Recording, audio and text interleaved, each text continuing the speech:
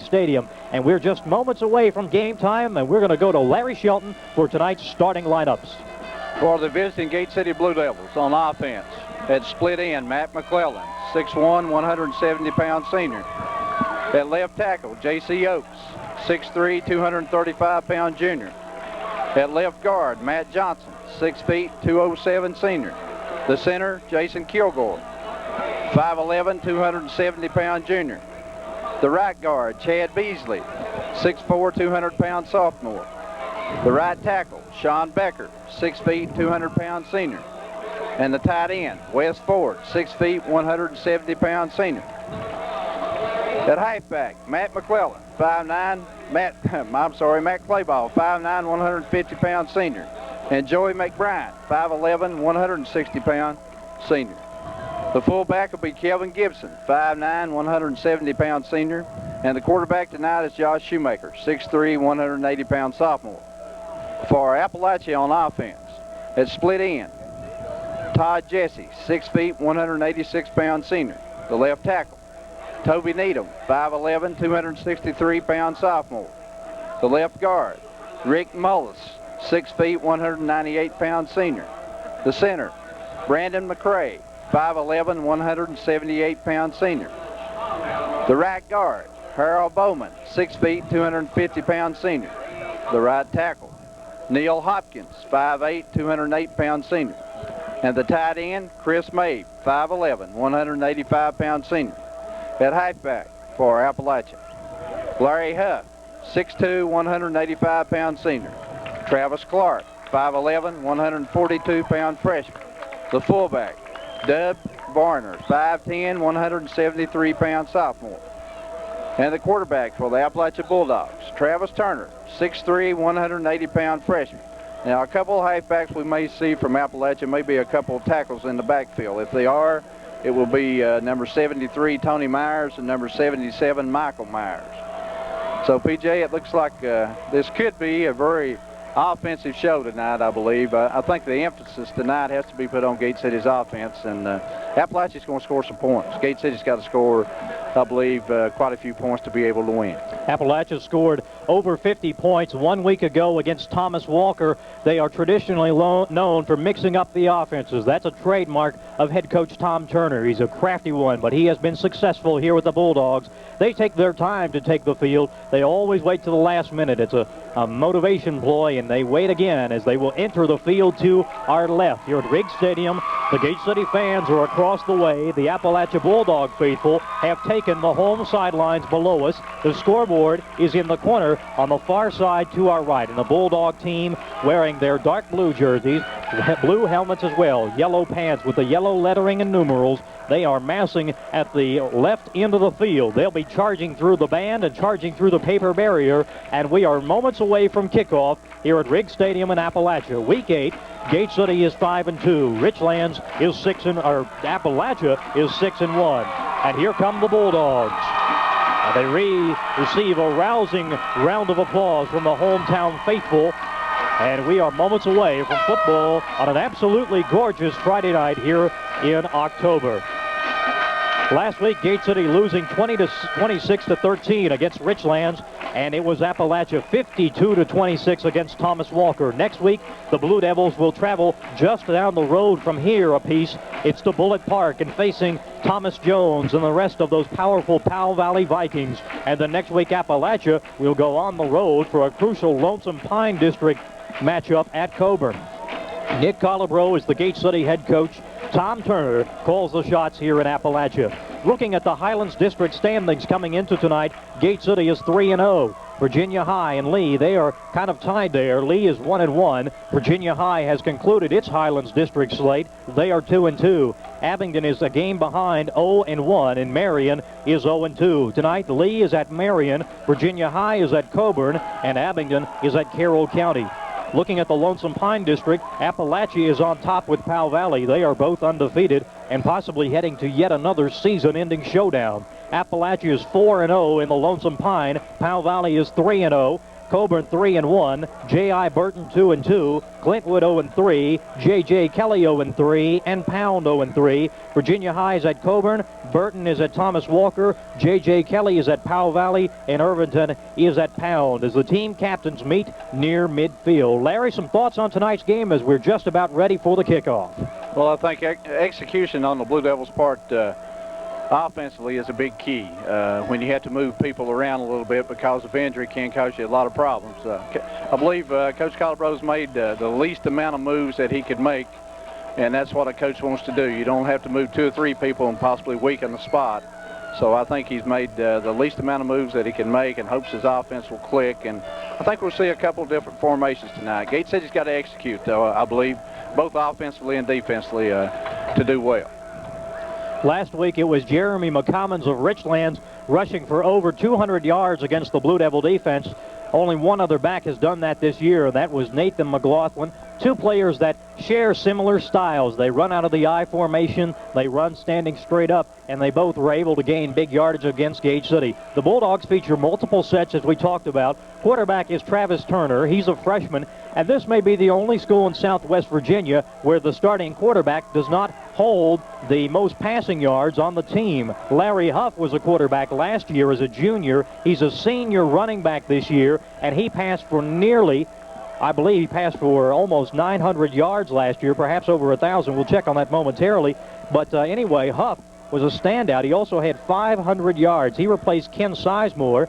Huff had nearly 1,200 yards last year and 13 touchdowns out of the air. So that certainly presents another element to the Bulldog game plan when you've got a halfback who can pass so well as Huff has shown he can. Well, we've had the opening toss. Appalachia's going to receive, PJ. I'm not really sure. He didn't give a who might have won the toss and who might have deferred. He just gave Appalachia is receiving the football. So Blue Devils defense will be tested early here. Gate City will be kicking off. It's senior Matt McClellan. He'll have the booting chores for the Blue Devils. Appalachia, when they have the football, will be driving from our right to our left here at Riggs Stadium. The Blue Devils will look toward the scoreboard end of the field, under the lights, as darkness is gathered early. 1 week from tomorrow, we'll set the clocks back an hour as it is time for the fall time change. A rather warm night considering it is October here in Appalachia. Just right for a great game between Appalachia and Gate City. 2 teams that had an outstanding rivalry in the 1960s. They resumed it 4 years ago, and in game number 5 here, the Gate City Blue Devils are on the road to take on the Bulldogs. Appalachia is lined up. Gate City is in the huddle. They're waiting on the kicker, Matt McClellan. And back to receive for the Bulldogs, number 11, Tony Galloway. Also number 25, Travis Clark. And up to the far side of the field is number 4, Sam Sellers. Sellers, Galloway, and Clark, the return men, as McClellan lines them down, lines them up, and he'll boot it up in the air. It's a deep kickoff from McClellan. It will drive Galloway back to the 3. He takes it. He's up to the 10, 15, near the 20, hit by the legs, and is up and fumbles the ball, but he was down at the 27-yard line. Gate City recovering the ball, but it is not a fumble because he was on the ground. Galloway moves the Bulldogs out to the 26, and that is where they'll have it, 1st and 10. Young man by the name of Chris Green in on the kickoff team made the tackle. And Appalachia is going to start out in pretty decent field position, like you said, PJ, at the 26. That's not too bad. Referee stopping the clock momentarily. We'll see what's going on there. Perhaps some equipment difficulty. Gate City, they'll have the down linemen and the linebackers as well. Last week, the Richlands line was able to cut the legs out from under the Gate City defenders. Let's see if the Blue Devils, how they handle this offensive line of Appalachia, which is monstrous from tackle to tackle. It is a full house formation, and give is to the back end. It looks like Clark, he may lose a yard. He'll be lucky to get back to the line of scrimmage. The Blue Devils read it well. As running the football for Appalachia was 35, Dub Varner. So Varner on the first handoff gets back to the line of scrimmage and no more.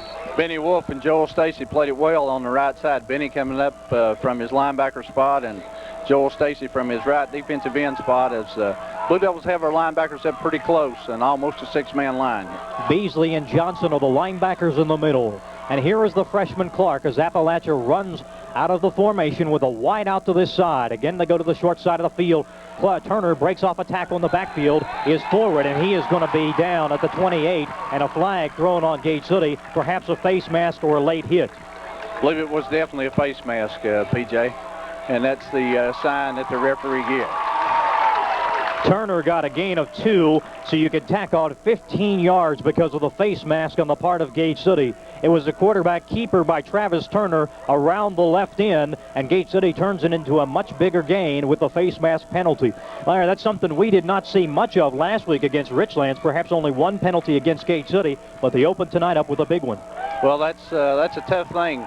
You know, you're trying to attack, bring a man down, and he just reached to try to grab anything, and it just happened. He only had the face mask for a split second, but the official was standing right there and saw it, so it wasn't a violent face mask tackle or anything like that. Here lining up now is number 77, Michael Myers. He lines up at a halfback as they go big in the backfield, and it's going to be given to the first back through on the right side. Not a lot of running room for Appalachia. We make out the number coming out of the pile was Varner, Dub Varner, number 35, and he is up maybe for a yard, close to the 43-yard line of Appalachia. Matt Johnson came from his right linebacker spot, right inside linebacker spot to make the tackle. 2 carries and 1 yard for Varner. It's 2nd and 9 from the Bulldog 43-yard line. And here is Turner with a wishbone formation behind him. It shifted just a bit to the right side. They're going to go that way, going to give to the halfback, and he is clobbered by the Gate City defense. Making first contact for the Blue Devils was Jake Housewright, and the Devils swarm tackle and stop the running back for no gain and even a loss. Let's see where they spot him. It is going to be right back to the line of scrimmage, so 3rd and 9 for the running back of Appalachia.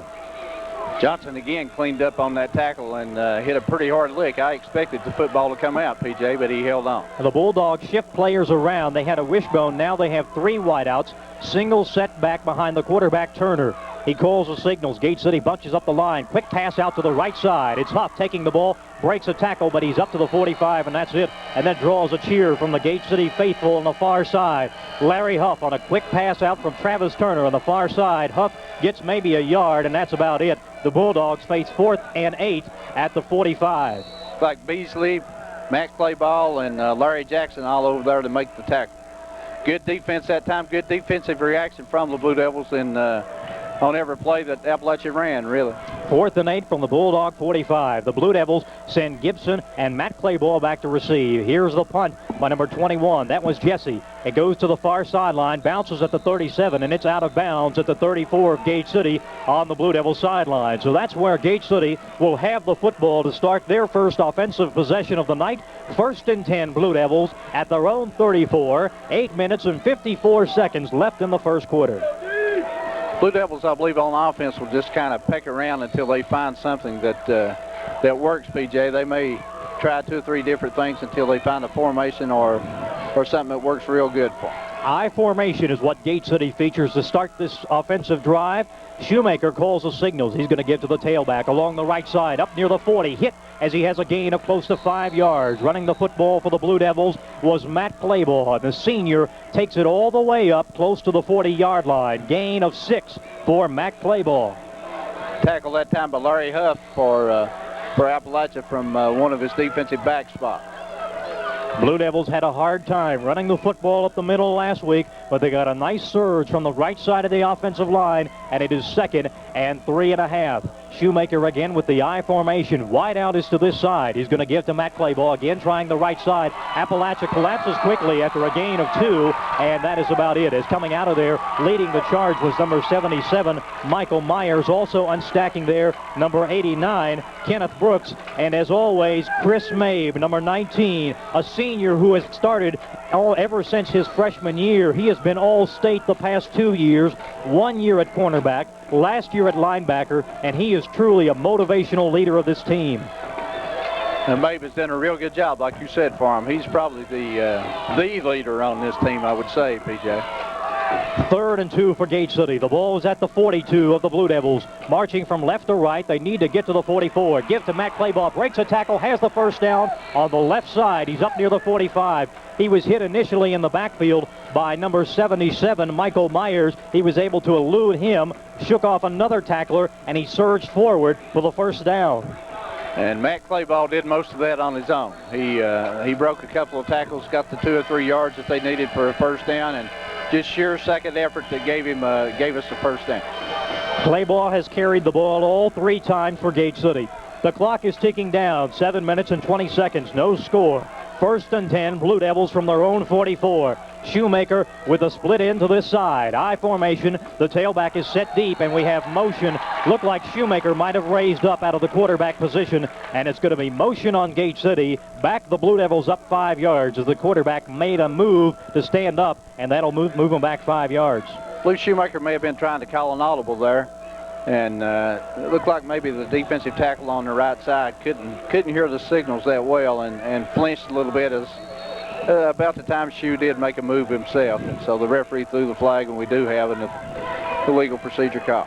Now we have wideouts to both sides. Matt McClellan takes it to the far side. McBrien is on the near side, and Shoemaker calls the signals. Appalachia 4 down linemen, 2 linebackers in the middle. Shoemaker quick step back, fires, and it is intercepted by Mabe of Appalachia, and he is down at the 48 of Gate City. Chris Mabe stepped right into the line of fire as the pass was intended for Joey McBrien, and Mabe, the senior, has the interception, and the Bulldogs are in business at the Gate City 48. You can tell this Mabe is one heck of a defensive player, a good linebacker. He just dropped back a little bit in zone coverage and read Shoemaker's eyes all the way, and Shoe tried to drill it in on a slant, but he couldn't throw it through Mabe to get to his intended receiver. 1st and 10 Bulldogs, moving from right to left at the Blue Devil 48. And here is Appalachia with freshman quarterback Travis Turner. He has a wide out to this side, as they have a big halfback in there as well, and a timeout called by the Bulldogs. Apparently, I don't think they had enough players on the field, and indeed they did not, as Tom Turner comes out and brings a player with him. They only had 10 men on the line, and now he'll counter, but it looked like they were a bit underhanded, and Turner called timeout, stops the clock with 6 minutes and 19 seconds left here in the first quarter. Gate City's young defense is going to have to bow their back here after a turnover, PJ. You hope in big games like this that you don't have you have minimal turnovers. I hope you have none, but usually in a close ball game, like we've said all year, one team finds a way to lose that game and instead of really to win the game. So a big turnover at midfield. Gate City's defense will be hard-pressed probably. I look for Appalachia to open it up a little bit more with good field position here at midfield. That was only the 3rd interception thrown by the sophomore Shoemaker this season. He came into tonight having only thrown 2 picks. That led the Highlands district, and he also had attempted 78 passes, more than any other quarterback in the district. So he's thrown more times and had fewer interceptions than anybody else in the Highlands. But right now it's the Lonesome Pine District Bulldogs of Appalachia trying to move against Gate City. 1st and 10 as the quarterback sets him down, and Turner's going to roll straight back. He's pressured, scrambling to this side, gets rid of the football, and he is decked just as he throws it incomplete at the 40-yard line. Nobody there. He was simply getting rid of it as he was hit and dropped at the 40, but it is an incomplete pass. Chad Beasley and Brian Burke were the 2 Blue Devil defensive linemen putting the pressure on Turner. Turner's southpaw, I noticed. First, I didn't get a chance to warm him up when we were getting lineups, but that's unusual to see to see a left-handed quarterback in our area. The halfbacks for Appalachia, number 77, Michael Myers, and also number 73, Tony Myers. Here's the quarterback back to pass. He sets it out to the right side, caught by number 21, and he is dropped for a loss of 4 yards. Todd Jesse caught it as it looked like a screen pass, but there were no blockers out in front of Jesse. Gate City read it well, and they dropped Jesse for a 5-yard loss. It's going to be 3rd and 15. Brian Burke did an excellent job reading the screen. He just kind of laid back and saw it coming early and made a real good tackle on the receiver for Appalachia. The Blue Devil defense playing well here on their first 2 defensive series. The ball is at the 46 of the Bulldogs as they have lost 5 yards since they started this drive 2 plays ago. Turner looks to the sideline. Now he's motioning his wideout to come in. That was Sellers. Sellers is on the left side. Going to be a quick pitch out. Gate City read it beautifully. Fumble in the backfield. The ball is loose. Picked up by Lindsey Fisher at the 37. He's down to the 35 of the Bulldogs. It was a fumble by Appalachia as Gate City came in, hit the ball carrier. The pigskin popped loose, and Fisher recovers, and the Blue Devils take advantage. They have 1st and 10 at the Appalachia 35. You know, I took my eyes off of it for a split second, but I believe Benny Wolf may have been the man that knocked the football loose. It was either Wolf or Joel Stacy. So we're 1 turnover repeats here. Clark was the running back for Appalachia, and the freshman fumbled the football after he took a big hit from a Gate City defender. The Blue Devils have it, moving from left to right. 1st and 10 at the Appalachia 35. Here's the quarterback with back set side by side behind him. Gives to Gibson, and Gibson hit in the backfield, and he's going to be stopped for a loss as he tried to go to the right side, but he never made it to the offensive line, as several Bulldogs, including number 98, Jimmy Sarek, were there to make the stop for a 2-yard loss on the senior Kevin Gibson. Appalachia just simply had us outnumbered on our right side here. They had 3 people over here, and we were trying to block them with Matt Clayball, and any one of those 3 would outweigh Matt. Sarek is 6'4", 192 pounds, but you can bet he's put on some weight since those preseason numbers. Wide outs to the top and to the bottom now as they give to Gibson. The fullback is across the 35, across the 30, and down to the 25. It's going to be near a 1st down as he ran right over the right tackle, got a great block from the right side of the line, and it is going to be a 1st down for Gate City at the Appalachia 26. Good blocking that time by Gate City's interior line, with Oaks, Johnson, Kilgore, Beasley, and Becker all contributing on that play, and a good run by Gibson. 2nd 1st down of the game for Gate City. The first Blue Devil drive ended in an interception by Chris Mave of the Bulldogs of Appalachia. No score with the clock counting down, 4 minutes and 5 seconds here in the 1st quarter. Again, Shoemaker with play ball and Gibson set side by side. Split in to the left, flanker to the right, and Shoemaker calls the signals. It's unbalanced to the right. Shoemaker drops back. He's got time, steps up. He's now looking. He's going to scramble around the left side, tucks it, and he slips down at the 20 after a gain of close to 6 yards. Shoemaker drops straight back, got some good blocking. When the pocket collapsed, he alertly rolled to the left and gained about 5 yards. It's 2nd and 5 for Gate City at the Bulldog 20. You know, PJ, I believe if he hadn't lost his footing, he probably had another 4 or 5 yards that he would have picked up, but it looked like his feet kind of slipped out from under him in the damp grass on the far side, and but a 5-yard pickup on 1st down. I'd say Coach Calabro would take that all night. It was nice blocking. Appalachia didn't have a lot of pressure on the sophomore. Again, an unbalanced line to the right side for Gate City in an I formation. Give to the fullback. Gibson tries the right side, goes off a blocker, and picks up maybe 2 yards. The Bulldogs read it well as they had stacked the defense along that side, and it's going to force a 3rd and 3 situation for Gate City. Appalachia's doing a good job with their 6-man line and their 2 linebackers up tight. It's going to be hard for Gate City to run inside on them. It's almost, well, it's an 8-man line, really, in essence. It's what it is, and it's hard to run on an 8-man line. They kind of dare you to throw the football. The Bulldogs only returned 3 starters from last year's standout defense that led Appalachia to the Group A Division I title game, which they lost to Middlesex, but they have been in the title game 2 years in a row. Here's Gate City with an I formation. 3rd and 3. Shoemaker calls the signals. Going to give to Matt Clayball. Breaks a tackle, but not another one as he is stopped about 1.5 yards short on the left side. He did not reach the 1st down marker. It's going to be 4th and about 2. Looks like Gate City's going to send in their field goal team with Matt McClellan coming on. Ball should be spotted somewhere in the vicinity of the 25, which would make it a 35-yard field goal. McClellan made his last field goal against Graham 2 weeks ago. It was over 20 yards, and now he's going to be spotting it at the 25. 35-yard field goal. Good hold, good snap. Here's the kick. It is up, and it is no good. It was off to the left side. The officials had to confer. They looked at each other. Then they were both unanimous in the ruling that the field goal try was no good to the left side. So the Bulldog defense holds, and they'll have it 1st and 10.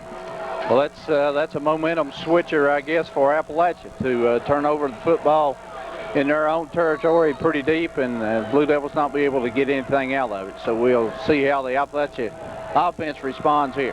The only loss of the season so far for head coach Tom Turner's team was to open the year here at Riggs Stadium against the Sullivan North Golden Raiders. 1st and 10 play goes to the left side. Travis Clark breaks a tackle. He's to the 30, and Gate City wrestles him down at the 32, but not before the freshman has a first down as he used a burst of speed along the right side.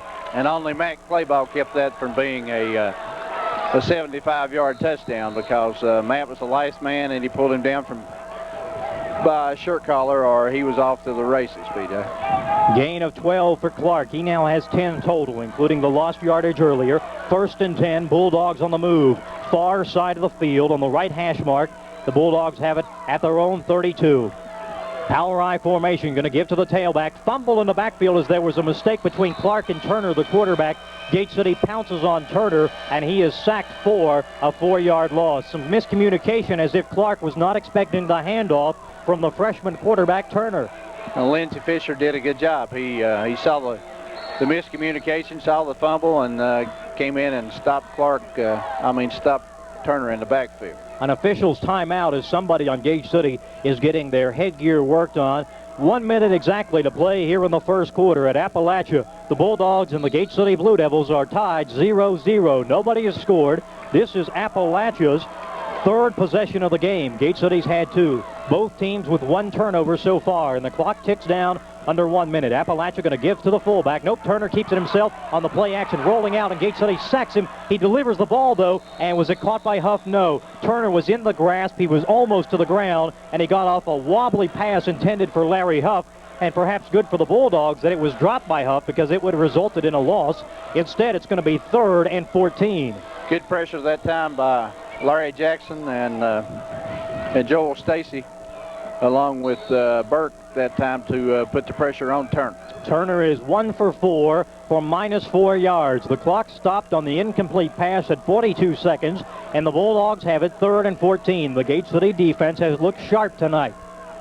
The ball is resting at the 28-yard line of Appalachia. Again, they go with the power I. Quarterback going to keep it on the option. Finally pitches out to Clark. Breaks 1 tackle, but not another, and Matt Johnson wrestles the freshman to the ground. He got back to the line of scrimmage, and that was it, as Johnson side-swiped him, and it will be 4th and 13 for the Bulldogs. Benny Wolf did a good job. He slowed Clark down by hitting him first, and Johnson came along with his good speed and closed the tackle out. Punting time for the Bulldogs, and they send number 21, Todd Jesse, to kick it. Matt Clayball lines up. He's to the left. To the right is Gibson. No pressure. It's a wobbly, spiraling kick. Bounces at the 37, and it rolls all the way back to the 30, now down to the 25, and down to the 24. Gibson and Clayball, some miscommunication as they let the ball bounce between them at about the 40-yard line, and it rolled an additional 15 yards. So that gives Jesse some extra cushion on that punt, and the Bulldogs pin the Blue Devils back at the Gate City 24. You know, Gibson's only been back there the last half of the game last week against Richlands and tonight, and he's not used to receiving punts, and I believe that was probably his ball to catch there. So we have concluded the first quarter here at Riggs Stadium. No score between Gate City and Appalachia. While we have a moment, I want to remind you, Gate City Blue Devil football on STE Cablevision Channel 30 is brought to you by King Ford and Gate City, where you'll find the best prices on new models. By Roberts Tire and Recapping. Fall's a great time for new tires from Roberts. By People's Bank of Gate City, featuring half-a-day hours on Saturday and a drive-up ATM. By Magnolia Place. Come by and see their great display of dolls of all kinds in October. By Weber City Drug Center. Great prescription service for your convenience. By Nations Bank, with an ATM at the Weber City office and great deals on credit. By Weber City Coin Laundry, Deli and Tanning, with 6 Wolf tanning beds. By Williams Heating and Air Conditioning, now's a great time to check out their Carrier heat pumps. By Delegate Terry Kilgore, a hardworking representative for hardworking people. And by State Line Graphics, offering the best service for your printing needs. And here is Gate City to start the second quarter from their own 24-yard line. Give is right up the middle, and the Bulldogs hold Gate City to minimal yardage. Running the football for the Blue Devils was the fullback Gibson, and he has about 2 yards right up the middle. It's going to be hard to run against that big defensive line that Appalachia has. They have a couple people in the middle of the line there that has quite a bit of size. Bears, Needham, and Sizemore. Pickup of 2 for Gibson. He has 14 yards on 4 carries. Also want to let you know Blue Devil football is brought to you by Willis Pharmacy, by Scott Jewelers, by Gate City Drug, by Doc Whitley, Nationwide Insurance, and by the Campus Drive-In. Thanks to all our sponsors. As the Blue Devils locked in a battle with the Bulldogs, Shoemaker rolls out passes, and it's over the head of Shoemaker of Clayball on this side. Matt Clayball was open out of the backfield at the 30, but the pass from Shoemaker on the down-and-out pattern went over his head, incomplete. Tony Galloway was putting a lot of pressure on Shoemaker, probably caused him to hurry the pass just a split second. That's one of the plays that's worked pretty good for Gate City all year with the tailback rolling out in the flat, and we've hit it quite a few times during the season. 0 for 2 for Shoemaker, and the Blue Devils face 3rd and 8. McBrien is the wide out to this side. Shoemaker checks things out with the fullback, Senior Gibson, who leads the Highlands District in scoring. And here are the Blue Devils. They play it tight on the line. Going to give to Matt Clayball. Goes around the right end. Big hole, and he's up for the first down at the 35, and he's down at the 38-yard line. Matt Clayball, with some excellent blocking from his line, had a big hole. They kind of parted the Bulldog defense, and it's a first down run for the senior halfback of Gate City. Good blocking downfield by Wes Ford, J.C. Oakes, and helped Clayball pick up the first down. He went from the 31 all the way down to the 43. Gain of 12 from Matt Clayball. He is the leading rusher for Gate City so far with 23 unofficial yards. Blue Devils 1st and 10, third play of this series. 10:49 and counting here in the second quarter. Shoemaker get a gift to Gibson. Big hole at the middle, and he stumbles forward close to the 44, and he's going to have about 5, maybe 6 yards. Tripped up by Rick Mullis from his right inside linebacker spot, or Gibson may have gone for another 5 or 10 yards if Mullis hadn't reached out a hand and tripped him up. This looks to be a much fresher Gate City team than last week against Richlands. That Richlands team, it really took a toll, especially on the linemen, but Gate City looks much sharper tonight. They appear much more fresh. They don't appear as winded as they did a week ago. And they have 2 backs set side by side in the backfield. Shoemaker going to give to Clayball. He's around the right end. Appalachia meets him, but not before he puts his head down and gains close to 3 yards. He's about a yard short of the first down marker. It'll bring up 3rd and short yardage on a nice run on the right side by Matt Clayball. That's one of the plays that we've run all year that's picked up pretty good yardage too. Matt Johnson pulls from his left guard spot and swings around to the right as a lead blocker for the tailback. So pretty good gain on the play, but not hardly enough for the first down. No score. Gate City and Appalachia here in week 8. Blue Devils with a wide out to this side. It's McBrien, back set side by side. They need a yard. They have to get to the 48. The ball's resting on the 47 on the far side of the field. Shoemaker gives right up the middle, and here is Gibson, and he is stopped right as he got to the line of scrimmage. The tackle led by Appalachia's, looked like number 55, Harold Bowman, was one of the first players to make contact. Appalachia had those 2 linebackers right in the gaps, right over center, and made it hard for the Blue Devils to run up the middle. A gain of close to half a yard for Gibson, so Gate City is about the football's length away from a first down. So you're near midfield at the 48. They're going to take time out for a measurement. They gave Gibson a better spot than we had originally thought, and he's going to be close to the first down, and he is about an inch short of the first.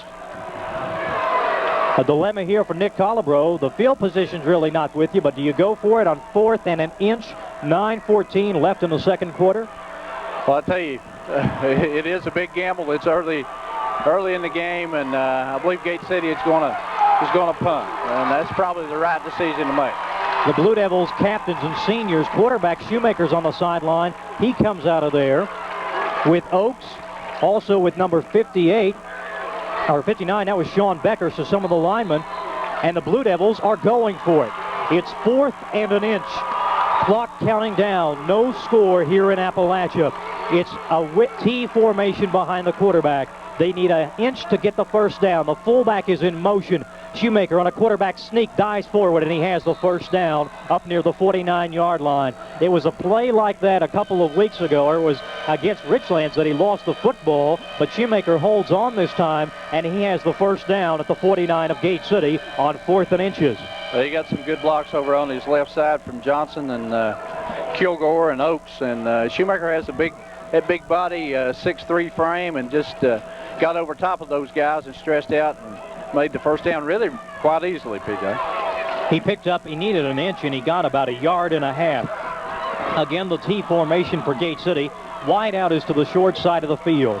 And the quarterback calls the signals with an unbalanced line to the right. They're going to go that way, give to Matt Clayball, hit in the backfield, and spun down for a yard loss at the 48-yard line. The Bulldogs were there, and they read it very well, and they'll hold Gate City to a loss.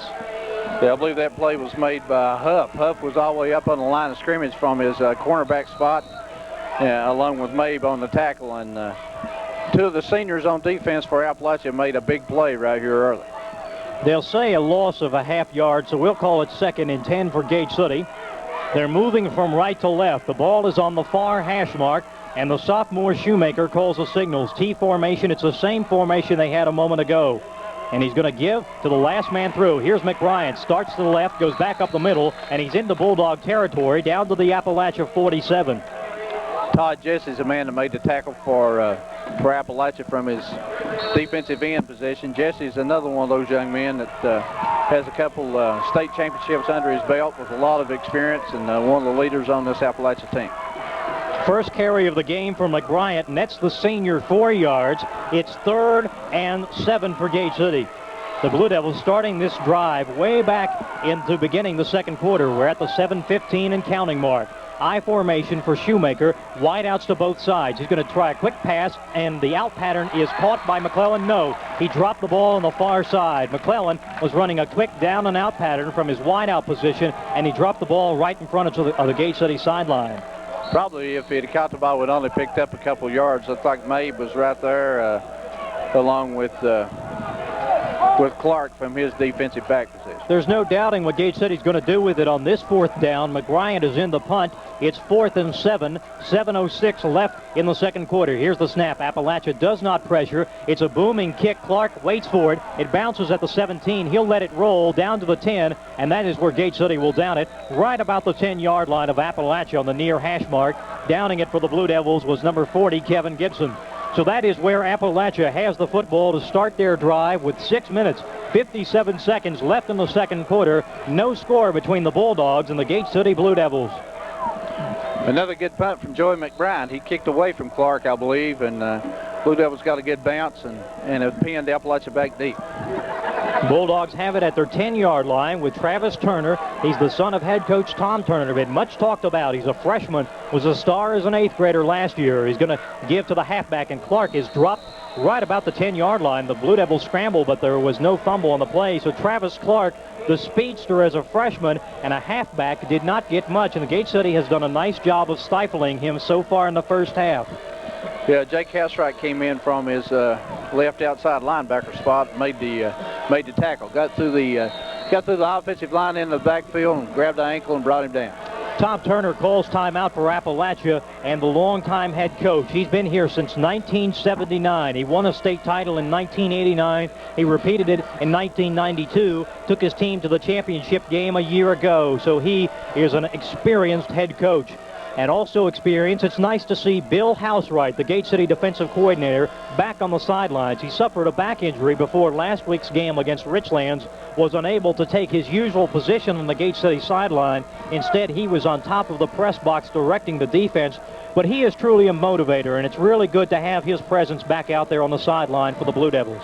And he and Coach Turner attended Virginia Tech, I believe, at the same time, along with, I believe, Mr. Beasley may have been there too, and Coach Colbro was there for a year or two before these guys moved on up to be juniors and seniors. And there was also another young man from Appalachia attended at the same time, a Massengill. I can't remember what his first name was, but Massengill and Turner came out of Appalachia High School as seniors and both went on to Tech in the same year, I believe. Here's an old story that circulates around these parts. Don't know how true it is, but according to sources, they say that when Virginia Tech and Alabama played back in the early 70s, the Bama team won 70-something to something. It wasn't a very close game, but supposedly Coach Bear Bryant of Alabama said if they had all played like Tom Turner, this game would have been a lot closer. So that speaks high volumes of the ability Turner had on the field. And here are the Bulldogs on the field, and they lose yardage again, running to the near side. That's the right side of the Bulldog line. Clark finding nothing, and he loses a yard and a half. That was Housewright and Larry Jackson then on the tackle that time, assisted by Matt Clayball. So Blue Devils are doing a good job so far, keeping them down deep and even causing them to lose yardage. So we can keep them back deep again, and we should get good field position. 3rd and 12 for Appalachia with the clock showing 5 minutes, 50 seconds left in the first half under the lights at Riggs Stadium. And here is the quarterback, Turner, calls a signal. He's going to give it a misdirection play. Clark is slammed down in the backfield. They started to the right, gave it to Clark going left, and the Blue Devils were not fooled at all. Loss of 1. I'm not really sure who made the tackle that time, PJ. It may have been McBryant coming up from his cornerback spot. Did a good job, made a good tackle. Wasn't an arm tackle, but a good hit on the play. This looks more like the Gate City defense we saw 2 weeks ago against the Graham G-men. Last week they had their trouble against the Richlands team, but they played very well tonight. Here's Jesse with a punt. It's a short one. Fair catch signal for it and taken by Matt Claybaugh at the 38 of Gate City. He had some good protection if he had chosen to run with it, but however he plays it safe, and the Blue Devils have good field position at the 38 of Appalachia, heading from right to left with 5 minutes and 7 seconds left in the second quarter. No score. Blue Devils, I believe, PJ, are going to have to hit some kind of pass or two here to open up their running game.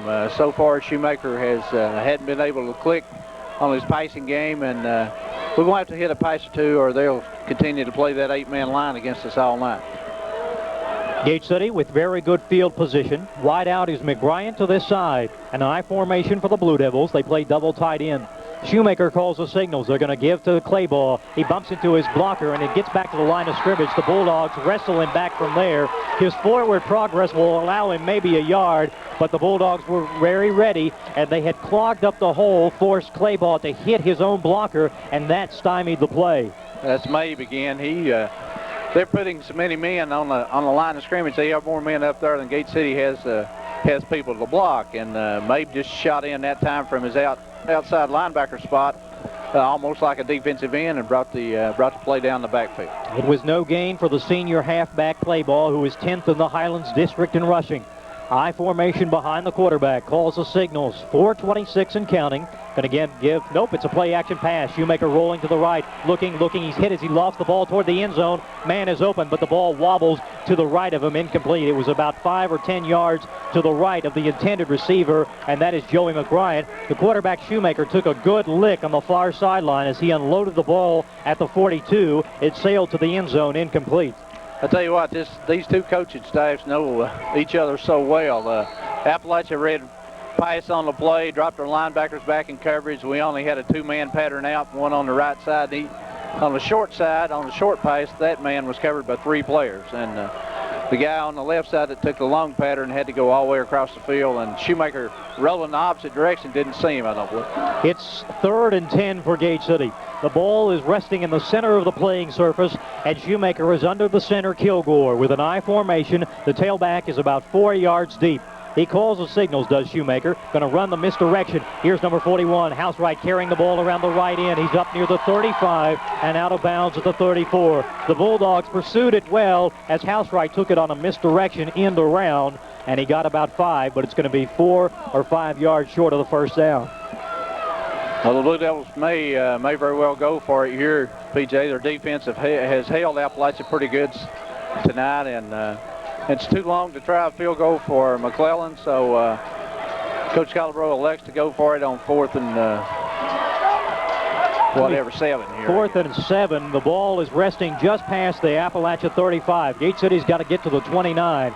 They brought in Wes Ford as an extra end. They play power eye football as McBryant goes out of the backfield into motion to the top. Here's Shoemaker rolling back. The pocket breaks down. He's under pressure, fires to the sideline. Incomplete, and the Bulldogs hold. Gate City cannot complete the pass, and Appalachia takes over. There's a Bulldog injured on the far side of the field at the 25.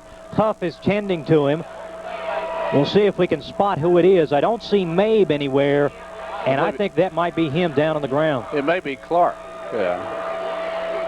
As they break it up, it is Mabe. He's very slow getting up. Looks like he hurt his left knee or ankle. He comes off the field limping under his own power as he has a trainer out there with him. Chris Mabe is just such an integral part of this team, not only with his playing ability, but also with his enthusiasm. He kind of reminds you of Matt Johnson of Gate City. He's such an emotional leader. He is really a stronghold of this team, and much like some of the Gate City leaders. So the Bulldogs have it at their own 34-yard line, 1st and 10, with 4:06 left in the second quarter. Bulldogs moving from right to left. They push the line up there, and they give to Huff. He comes across the right side, burrows forward for maybe 2 or 3 yards. But again, Gate City sticking in there and not allowing the Bulldogs to reel off a big run. Brian Burke on the tackle that time for the Blue Devils. Coach Turner's gone with those 2 big tackles in the backfield again here to give extra blocking support for maybe for Huff at the tailback spot. That was the first carry for Huff. He came in here 5th in the LPD, and he is stopped right up the middle for no gain. Gate City again collapsing the interior of the line. Coming out of there, Lindsey Fisher, also number 57, Brian Burke, among others. And Larry Jackson. Larry Jackson, who is really, you know, he is a marvel to talk about. Looking at his size, Larry Jackson is only 5'11" and 155 pounds, but it seems like we call his number on almost every play. Huff with no gain.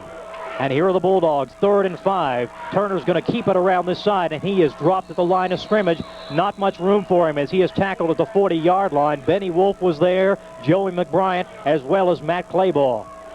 Good job of reaction and reading keys by the Gate City defense that time. They read option all the way and did an excellent job on defensive protection. This is kind of an offense I think Gate City can function better against rather than the I formation last week they saw against Richlands. Seems like the running backs don't have as much time to build up momentum coming to the offensive line as McCommons did a week ago. Here we are back in the present, 4th and 4, and the Bulldogs will punt. Here's Jesse from his 32. It's a good punt, driving the play ball back to his 29. Gets a block from Gibson, turns to the far side of the field. Oh, a crushing block thrown by Gate City, and Clayball is up to the 32, 33, and he slides to the 34. Number 42, Lindsey Fisher, put on what may have been the block of the season on Rick Mullis. Mullis was running toward the far side of the field, pursuing Clayball, and Fisher caught him from the blind side and absolutely leveled number 78, the 6', 198-pound senior. I don't see how he got up from that block, PJ. Fisher had a good head of steam and did an excellent job, and was lucky to get his head in front of him, not get caught for a clip, but it was a clean block all the way. Fans coming to their feet on both sidelines as we are 2 minutes and 19 seconds away from halftime. No score. It's a classic battle between Appalachia and Gate City. Man in motion for the Blue Devils is McBride. Shoemaker going to roll out the pass to this side. Under pressure, eludes of man. Fires it downfield over the head of Hartsock, incomplete at the Appalachia 32. Hartsock well defended by number 23, Jason Hyder, and the pass sails incomplete. Looks like Gate City only had a 2-man pass pattern again with Hartsock and Ford out in the pass pattern that time, and keeping extra people back for blocking for Shoemaker. Shoemaker is 0 for 5. He has yet to complete a pass. He has thrown an interception. He came into tonight 29 of 78 with 494 yards and 3 touchdown strikes. 2:13 on the clock. It is stopped because of the incomplete pass. The Blue Devils have it on their 32. Far side of the field. Give to Matt Clayball. Hole was there for a moment. Then it collapsed around him as he got up to the 34. And that is it. The Bulldogs shut him down after a gain of 2.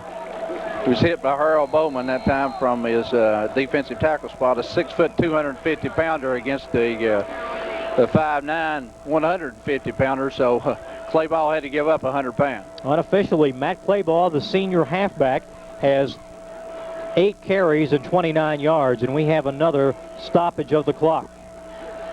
Nick Colabro is out talking to the offense of the Blue Devils, and the defensive coordinator of Appalachia is out there talking with the Bulldogs. It'll be 3rd and 8 from the Gate City 34.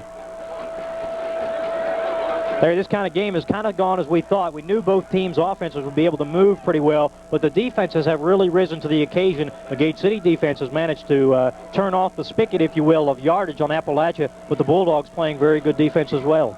Well, I'm a little surprised by the defense on both sides. I kind of thought it might be more an offensive ball game than it has been a defensive ball game, but usually when Gate City's defense gives up a loss the week before, or a lot of yardage to a big back, now they really put the extra emphasis and practice on their defense. And from the looks of the way this defense is playing tonight, they probably put a lot of time in, a lot of hard work this week on defense. Next week, Gate City is in Bullitt Park in Big Stone Gap against the Powell Valley Vikings. Then 2 weeks from now, it's at Abingdon. Right now, it's 3rd and 8 at the Gate City 34. Blue Devils on the far sideline. It's an I formation. And Shoemaker again going to roll out the pass. He is pressured, and he is going to be sacked at the 31. He loses close to 4 yards. Is there to make the tackle was number 11, Tony Galloway of the Bulldogs. Good pressure that time by the Appalachia defense. Did give Shoemaker time to set up or square his shoulders, and also had all the receivers that Gate City had out covered real well. That turned into a pretty good exchange for Appalachia. They were deep in their own territory. They hold Gate City, and they set Travis Clark back to the 35 of the Bulldogs. So depending on how this punt goes, they could get pretty good position. But Bryant, it's not a very long one, but it hangs up in the air. Clark takes it on the run at the 37, and he's out of bounds with the 41 of the Bulldogs. And that is where Appalachia has it. 1st and 10 with 1:17 left before halftime. No score between the Bulldogs and the Blue Devils. Stacy and Johnson drove Clark out at the 41. Neither team has been able to put points on the board. Appalachia scored a bunch of them last week. They defeated Thomas Walker 52-26. They have been a very potent offense this year, but they've been stymied by the defense of defensive coordinator Bill Housewright. From the 41, here's Turner on a drop back, fires down the field. Man is open and it is incomplete as the man had streaked past the Gate City defender who had turned the other way. That was Sam Sellers. However, the ball fell about 5 yards short. Sellers was open at the 25, but the ball came to the ground at the 30. Looked like the cornerback on the right side, which is McClellan, just thought it might have been a running play and let the man go on by and didn't see the ball in the air. 2nd and 10. The freshman Turner is 1 for 5. He has -4 yards through the air. Appalachia with a split end to the top. Now they're moving players around. Turner changes the play at the line. The Bulldogs do that a lot. They have a single setback. Turner going straight back to pass as he has some time, fires downfield, and Sellers is open at the 40 of Gate City, 35, and the Devils stand him up at the 32. A big pass play as Sellers caught the ball in a crease in triple coverage, and the Bulldogs move deep into Gate City territory at the 33. And Appalachia's in a hurry-up offense here, no huddle. At the 33 of Gate City, 1st and 10 Appalachia. They have the football on the near hash mark. 58 seconds and counting here in the second quarter. Single setback. Turner rolls out. He's going to step up into the pocket. Fires to the left side. Man is open in the end zone. It's Clark, and he catches it, but he's out of bounds. He was out of bounds at the 1 yard line. When he leaped and caught the ball, he stepped out of bounds. Incomplete. He was defended by McClellan. However, Clark had a step, and it was a nice passing job by Turner of Appalachia. He stepped up into the pocket, but delivered the ball just a bit long. Well, Turner has a good arm, PJ. He threw that ball not only 40-plus yards in the air, but almost 30 yards across the field. So that shows an excellent arm for a high school freshman. From the Gate City 34, the clock has stopped with 48 seconds left in the first half. Again, it's a split into the top, split in and flanker to this side. Varner is the single setback. Here's Turner, pressured again, lofting it toward the end zone. Man is open, and it's Clark, and it's over his head, incomplete. Clark was open at the 3 yard line, and the ball sailed over his head and came down about 7 yards deep in the end zone. So twice they have tried to go to Clark, and twice the pass has sailed long from Turner. You know, the Blue Devils are dropping their linebackers back, and the cornerbacks are taking pretty deep drops here, but still Clark's running right by all our defense right at the goal line. He is a speedster as a freshman. You know, Appalachia lost 2 seniors last year. Then they had one of their star backs transfer, Jermaine Banks, to Fort Union Military Academy. Clark has filled the void nicely. Here's Turner stepping back to pass. He's got a man, Jesse, out of the backfield, and he is down at the 28 yard line of Gate City. Tackle made by number 65 of the Blue Devils, and that is Chad Beasley. It's a gain of about 5 yards. It brings up 4th and 5 with 38 seconds to play. The clock has stopped. Well, a big play here for the Blue Devil defense now. Turner's thrown the ball 3 consecutive times out of a run-and-shoot offense with only a one-back set. May see a little running play from this one back here, the fullback. 4th and 5 from the 29 of Gate City. Turner is 2 for 8. He's going to drop straight back. Got good protection. Now Gate City gets to him, and Stacy had him for a second. Turner breaks out, fires to the end zone. Man catches it, but drops it at the 5 yard line. It was in and then out of the hands of Sam Sellers, who was open at the 5 yard line. A very heads-up play by quarterback Travis Turner, as he was somehow able to evade the sure impending tackle of number 73, Joel Stacy. The pass is incomplete, and the Bulldogs give the ball back to the Blue Devils with 29 seconds left in the half.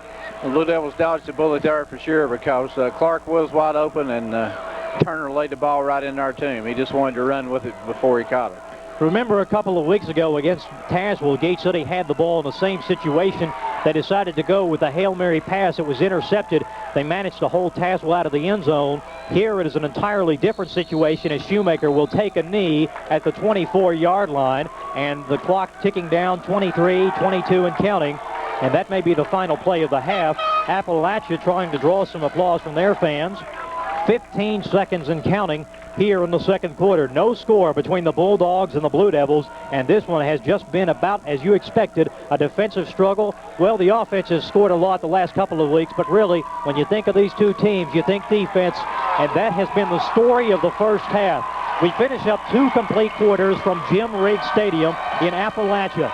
The Gate City Blue Devils nothing, the Appalachia Bulldogs nothing. Larry, your final thoughts on the first half before we pause here for a break. Well, I'm afraid Appalachia may have gained some momentum just on these last 4 or 5 plays, even though they came up short of scoring, but they did hit a few pass plays and looked pretty good in the passes and the patterns they ran, and could give us some trouble in the second half. We will pause here for a brief break. We'll be right back. As we say, it is 0-0 between Gate City and Appalachia from Jim Riggs Stadium. You're with all the action here on STE Cablevision Channel. Fine sponsors for this season on STE Cablevision Channel 30. Big Blue Football is brought to you by Roberts Tire and Recapping. Fall is a great time for new tires from Roberts like Firestone and Michelin. By People's Bank of Gate City, featuring half-a-day hours on Saturday and a drive-up ATM. Get county-wide service with People's. By Magnolia Place, come by and see their great display of dolls of all kinds in October on East Jackson Street in Gate City. By Weber City Drug Center, great prescriptions, also featuring UPS and fax service for your convenience. By Nations Bank, with an ATM at the Weber City office and great deals on lines of credit throughout Scott County. By Weber City Coin Laundry, Deli and Tanning, with full-service laundry, sandwiches, and homemade soups. Also 6 Wolf tanning beds. By Williams Heating and Air Conditioning. Fall weather is a great reminder to check out Williams Carrier heat pumps. And by Delegate Terry Kilgore, a hard-working representative for hard-working people. Also by State Line Graphics, offering the best service for your printing needs, located in Weber City. And by King Ford in Gate City, where you'll find the best prices on new models. Blue Devil football is also brought to you by Scott Jewelers, by Gate City Drug, by Michael Carrico, candidate for Commonwealth's attorney, by Doc Whitley, Nationwide Insurance, by the Campus Drive-In, and by Willis Pharmacy. Again, thank you to all the great sponsors who help us bring you Blue Devil football on STE Cablevision Channel 30. You know, excuse me, PJ, last year when Appalachia came to Gate City, just thinking about Appalachia coming out slow here for the start of the second half, I went over to get the lineups. Normally they go about 6 o'clock, and at 15 minutes to 7, Appalachia hadn't even arrived. So finally, about 5 to 7, Coach Turner and Appalachia pulled in on the bus, and I said, Tom, I said, you're kind of late getting here. He said, no, it's just a short drive from Appalachia, but he played it that way. That was one of his ploys to help fire up his team as he came over, and you know, they ended up winning the football game. Turner was on the 1971 state championship team here in Appalachia, so he has just returned to his alma mater and been very successful. Well, speaking of success, the Blue Devils hope to generate some on offense as they take the opening kickoff of the second half as it goes and bounces out of bounds at the 12-yard line. That sends the penalty marker flying, and the Bulldogs will give the Blue Devils possession at the Gate City 35 as a result of the kickoff sailing out of bounds. 1st and 10, Blue Devils, and they will be moving from left to right. Let's see if they accept the penalty, as it will move the ball to the 35 if they do. And that's where they will take it. 1st and 10, Gate City, as the illegal procedure called on Appalachia for booting the kickoff out of bounds. And the Blue Devils, marching from left to right, have the ball in the middle of the field. Gate City wearing the visiting white jerseys, white pants with blue stripes up the legs. Appalachia with the dark blue jerseys. They also have blue helmets and yellow pants. And the Blue Devils have an I formation behind sophomore Josh Shoemaker. Split in to the left, flanker to the right. Bulldogs showing blitz. Now Mabe drops back. Here's Shoemaker, quick out of the backfield, or out of the in position, down to the 40-yard line. The catch made by Gate City's, looks like we can make the number out. Bo Hartzog. Bo Hartzog, 23, and the senior with a gain of 6 yards as he ran a down and out pattern on the left side. Good little play that time. Shoemaker kept the ball down, and Hartzog made a good catch. Had to go down to the ground on his back to catch it, but good gain. 2nd and 4 for Gate City. The ball is at the 41. Blue Devils moving from left to right. Back set side by side. Fullback up the middle. He is about 2 yards, and he's about 2 yards short of the first down. It's going to be third and 1, they'll say, as it was a pickup of 3 for Gibson of the Blue Devils. Rick Mullis on the tackle from his linebacker spot for Appalachia. Josh Shoemaker, 1 for 6. That was his first completion of the game moments ago to Bo Hartzog. He has an interception and 6 yards passing. And it's 3rd and 1 for Gate City. And the Blue Devils in a T formation, double tight end set. Shoemaker on a quarterback sneak, and he's got the first down as he crosses the 40-yard line, following the lead block of center Jason Kilgore. 1st and 10 as the Blue Devils move the chains, and they will have it at the Gate City 46. Could be a very important drive here for the Blue Devils in the second half. They can eat up some time and put some points on the scoreboard. Try to keep the ball away from Appalachia and maybe hopefully get some points on the scoreboard. It's at the 46 of Gate City. An I formation. Gibson is the fullback, and Matt Claybaugh is the tailback. Here's the call. Shoemaker rolling out, pressured from the backside. He throws the pass incomplete. It was intended for number 11, Joey McBryant, on the near side, near the sideline, and it was well over his head, incomplete. And pretty good coverage that time by Clark and Mabe from Appalachia. Mabe dropping out in the flat from his linebacker spot. Clark up from his cornerback spot. Andy Smith, number 33, heads to the sideline as the Blue Devils shuttle the plays back in. And they break the huddle, and the sophomore leads them to the line. Joey McBryant, the senior, is a flanker to the top. I formation and a double tight end set for the quarterback. Appalachia showing blitz with the linebackers. Shoemaker on a long delay handoff to Matt Claybaugh across the right side, about 2 yards, and that's all as he approaches the 48-yard line, and it is going to be 3rd and 7, 3rd and 8. You know, Appalachia hit Claybaugh from behind that time at about the knees, and then somebody bent him back pretty good. So, but he looks to be in good shape. Unofficially, Matt Claybaugh is the leading rusher for Gate City. Again, unofficially, 31 yards on 9 carries. 3rd and 8 for the Blue Devils. The ball's resting near the middle of the field. It's at the 48-yard line. I formation for Shoemaker. The Bulldogs with 5 on the line. Runs the option to this side. Pitch out to Matt Claybaugh. The Bulldogs close, and Claybaugh falls down at the Gate City 46 on the near sideline. A loss of close to 2 yards for Matt Claybaugh. The Bulldogs hold the Devils. Gate City forced to punt on their opening drive of the second half. And Travis Clark came up from his cornerback spot and just forced Claybaugh even wider, and he may have hit an uneven spot on this field over here and lost his footing. 4th and 9.5 for Gate City. So McBryant will punt. He stands at the 33-yard line. Travis Clark, the speedy freshman, is back at the 22. Here's the boot by McBryant. It's a high kick. Clark comes up as it bounces to 28 and is taken by the Blue Devils there. It was just starting to head back the other way. So Gate City downs it at the Bulldog 27-yard line, and that is where Appalachia begins. Still no score with 9 minutes and 8 seconds left in the third quarter. No, Appalachia at that time looked like he had a wall set up if Clark could have been able to field the punt, but it was kind of off the side of the foot by our punter, and he wasn't able to fill it. And here are the Bulldogs to the line behind freshman quarterback Travis Turner. It's a T formation. Appalachia shows a lot of this.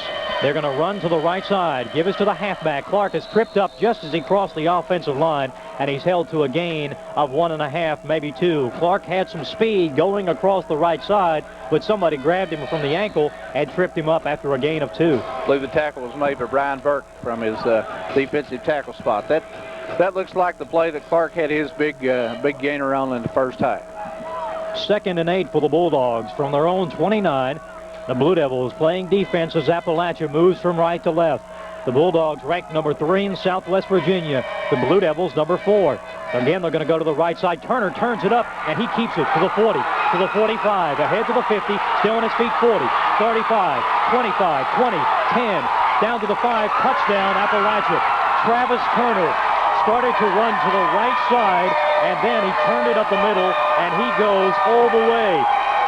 71 yards for the freshman, and the Bulldogs have jumped on top 6-0 with 8 minutes, 8 seconds left in the third quarter. A 71-yard touchdown romp by freshman quarterback Travis Turner. Blue Devils missed a tackle or two that time, and Turner showed a lot better speed than I thought he might have once he got outside. We had Matt Clayball trying to come all the way across the field to catch him, and he wasn't able to catch him with the kind of speed he has. So Turner, with that big 6'3" frame, got it stretched out and picked up a big, long touchdown for Appalachia. The Bulldogs caught the defense of Gate City bunching up toward the line. Once Turner broke through the initial contact, he had nothing but green grass between him and the end zone. Somebody tried to trip him up at the 10, but it was unsuccessful as he stumbled across the goal line, and he gives the Bulldogs first blood. 6-0, Appalachia on top of Gate City at the 8-minute, 8-second mark here in the third quarter. The Blue Devils once again trailing. They'll have their backs to the wall as the Bulldogs go for 2. They don't like to kick the extra points here in Appalachia. Tom Turner rolls the dice, and he brings the quarterback, the freshman, Travis Turner. It's a power I formation. Clark is the tailback and going to have, let's see, either movement or delay of game as the official throws the flag coming out of the end zone. And it is going to be a false start on Appalachia. Somebody in the line moved, and it marches the Bulldogs back 5. So instead of trying the PAT 2-point conversion from the 3-yard line, they'll have it from around the 7.5. That might not be too bad, PJ, with their speed. They may give them an opportunity to get outside even better. So here's Appalachia with the football is at the 12-yard line. Turner under center, calls the play. They're going to run it. Misdirection as Huff takes the pass. He's going to pass to the end zone. Man is open, and it's caught by Jesse. The quarterback Turner gave to the halfback Huff. Huff, who was an outstanding quarterback a year ago, found Jesse open in the end zone, and the Bulldogs convert the 2-point conversion, and they lead 8-0. You wondered how long it was going to be before Huff threw a pass from his halfback spot. Picked a good spot right there with the 2-point conversion, and laid the ball up perfectly for his receiver. Larry Huff had close to 1,200 yards passing 1 year ago. He threw 13 touchdown passes, and you may wonder why put an experienced player like that at running back this year. Well, that should show you some of the prowess Travis Turner possesses as a freshman. He is much heralded here in the mountains of Southwest Virginia. And another big test for the Blue Devils. They fall behind 8-0. Let's see how they can rally against Appalachia. A tough test on the road against the Bulldogs. And Jesse will do the kicking, and Gate City sends Clayball and Gibson back to receive. Actually, it is Clayball and number 8, John Britt. So Britt stands on the far side at the 10-yard line. 8-0, Appalachia on top of Gate City.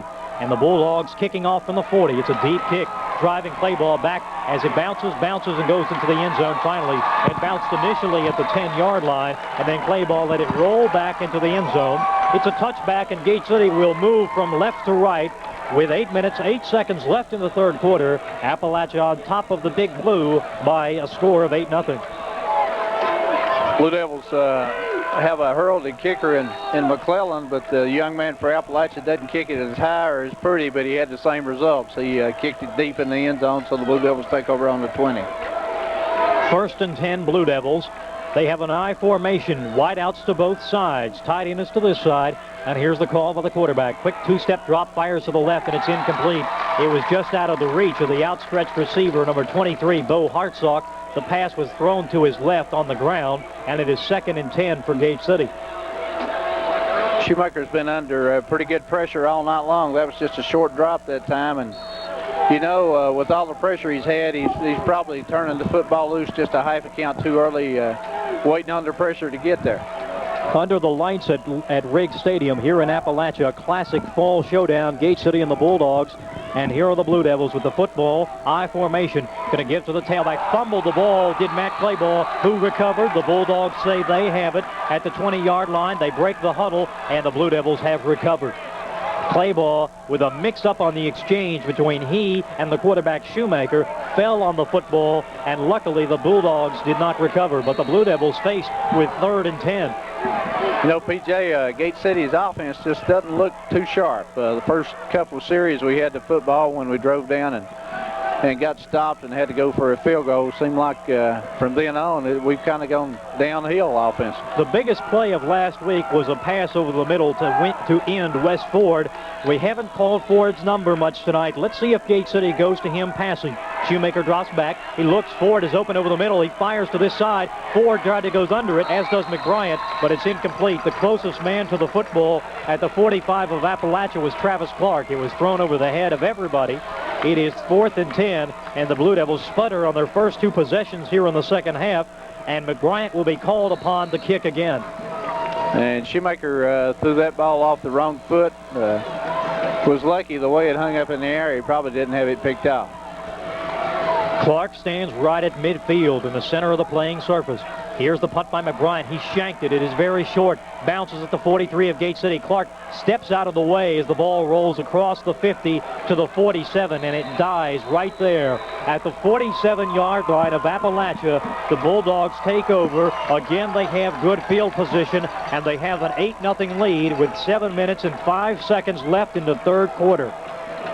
Blue Devils going to have to try to keep this score at 8-0 the way their offense is going tonight. So far, a 2-touchdown lead might be insurmountable by the Blue Devils. Bulldogs again with a big backfield. They line up number 77 close to the line. Michael Myers as a strong side halfback.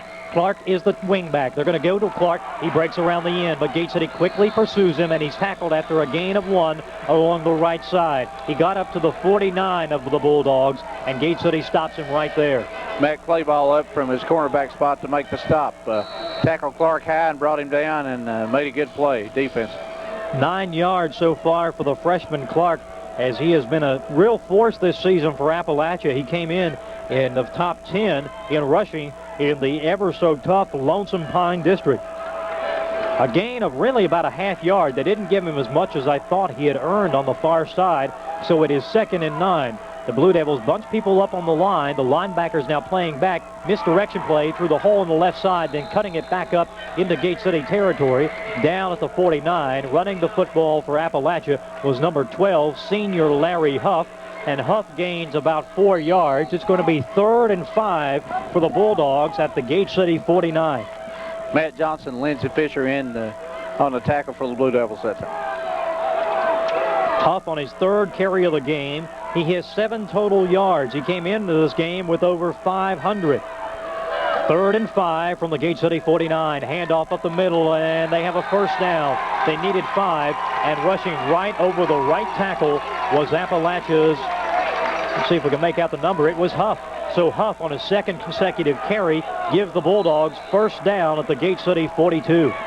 The Bulldogs have gained the momentum, PJ, after the touchdown. They seem to be moving the ball a whole lot crisper on their blocks, I believe. 1st and 10 as they break the huddle quickly. Again, Myers is right behind the quarterback. He'll provide some blocking support as Turner calls the signals from the Gate City 42. Again, the misdirection play. He broke for a touchdown moments ago. This time the Devils break it down after a gain of 2. Turner started to hand off to the right side, spun around and reversed to the left. He went 71 yards a few moments ago, but that time he goes 2, and it's down to the 40 of Gate City. Benny Wolf did a pretty good job holding his position over here from his right linebacker spot. First man to get a hold of him, Chad Beasley, came in to assist. Johnson and Beasley plug up the middle of the defense for Gate City. The linemen are down in their stances, and timeout called by Turner.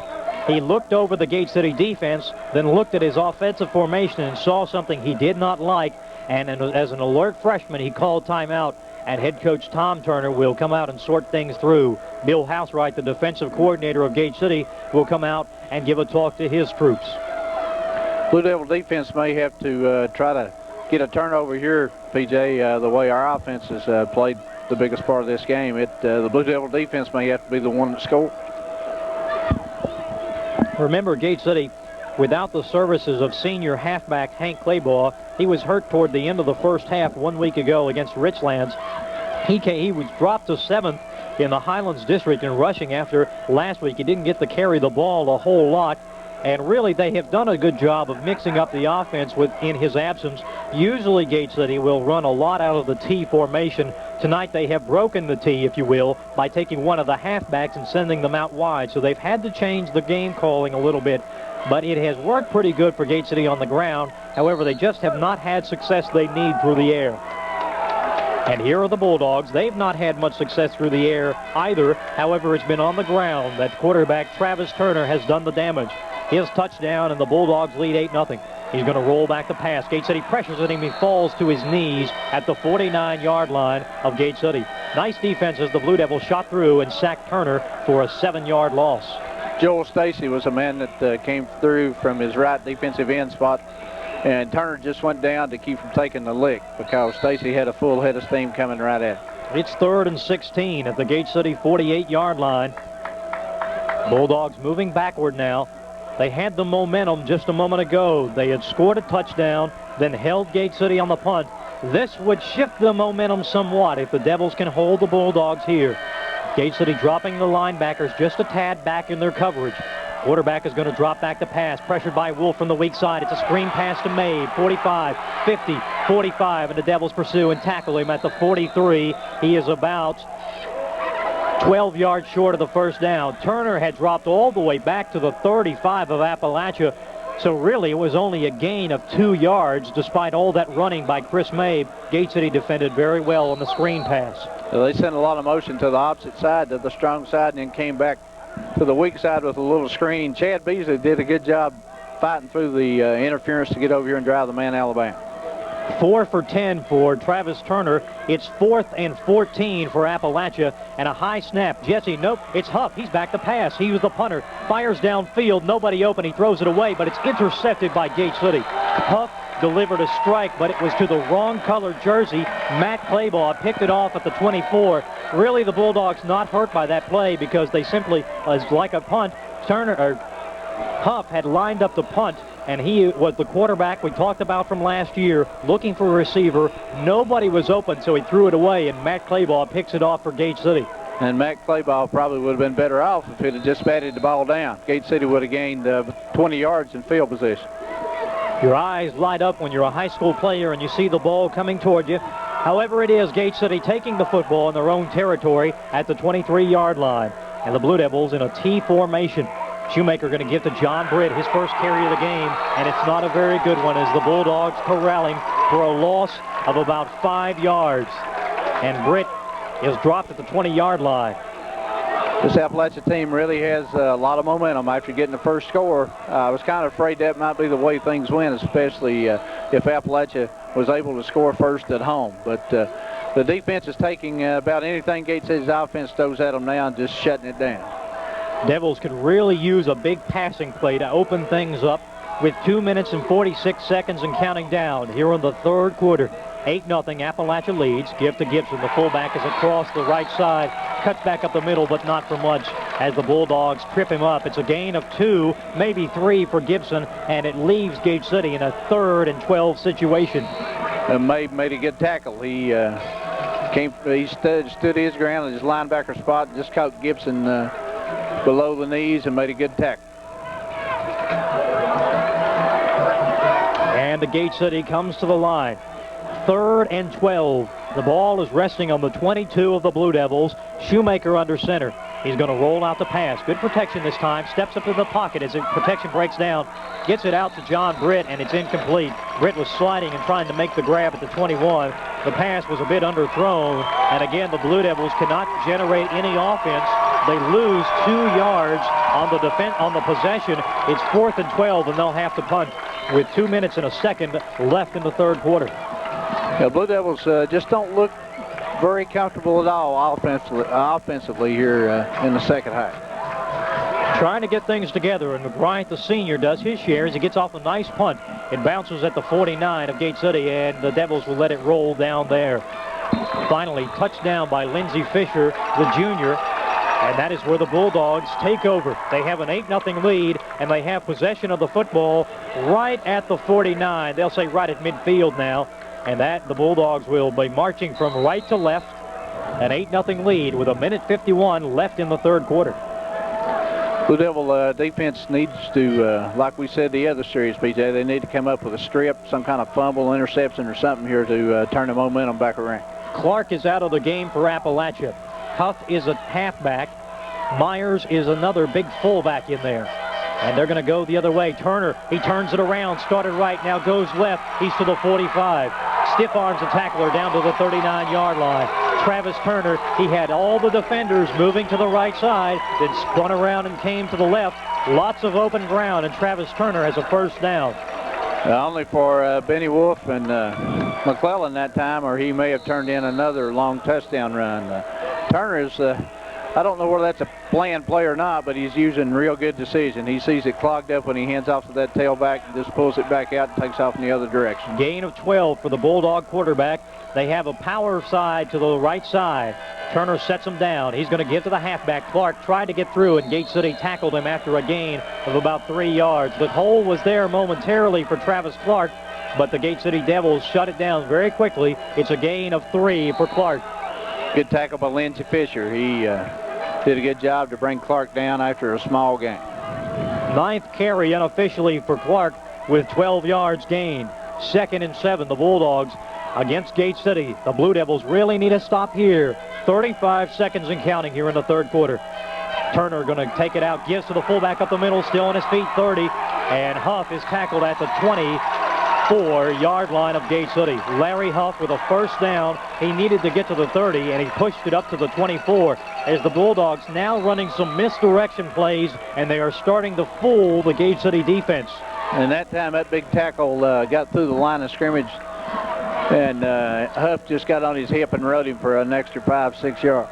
About 30 yards on the ground for Huff. He had not started carrying the football till here in the second half. It's 1st and 10 Appalachia from the Gate City 24-yard line. Huff's going to give up the middle, and about 3 yards is given to the running back, Larry Huff. So Huff takes the call again. He is very quick in getting through the line. Now he waves his arms and brings the Bulldog faithful to their feet as we have finished 3 quarters of play from Jim Riggs Stadium in Appalachia. The Bulldogs lead Gate City 8-0. It was a 71-yard touchdown run by freshman quarterback Travis Turner. The 2-point conversion, a pass from Huff to Jesse, and that's where we stand, 8-0. The Gate City offense has struggled. The Blue Devil defense has played very well, but they're beginning to run out of options against this Bulldog offense, starting to move the football. And the Blue Devil defense has been on the field a long time. Gate City hasn't been able to put anything together much at all. It's almost been 3 plays and punt, and the defense has had to spend an awful lot of time on the field, especially in the second half. The ball is at the 21 of Gate City after the 3-yard plunge by Huff right up the middle. He's a senior again. He came in 5th in the Lonesome Pine District in rushing, and you must remember they have running backs like Boo Sensabaugh of J.I. Burton and Thomas Jones of Powell Valley. Big test here for the young Gate City defense. Johnson, the senior, sets him down at linebacker. He'll try to shore up this defense as the halfback set wide for Appalachia. Going to give to the halfback Clark as he started to the right, tried to cut back left, and Gate City tackles him after a gain of 2 yards. Travis Clark, frustrated as he gets up, still hasn't been able to break the big run. Matt Johnson did a good job just reaching out an arm and bringing him down with a shoestring tackle almost, laying on the ground. Johnson happened to be on, had already been blocked, and just reached out and grabbed the shoestring and brought him down. 3rd and 4 for Appalachia at the Gate City. We'll call it the 17. They have to get close to the 13. Turner looks around as the fans are now on their feet at Jim Riggs Stadium.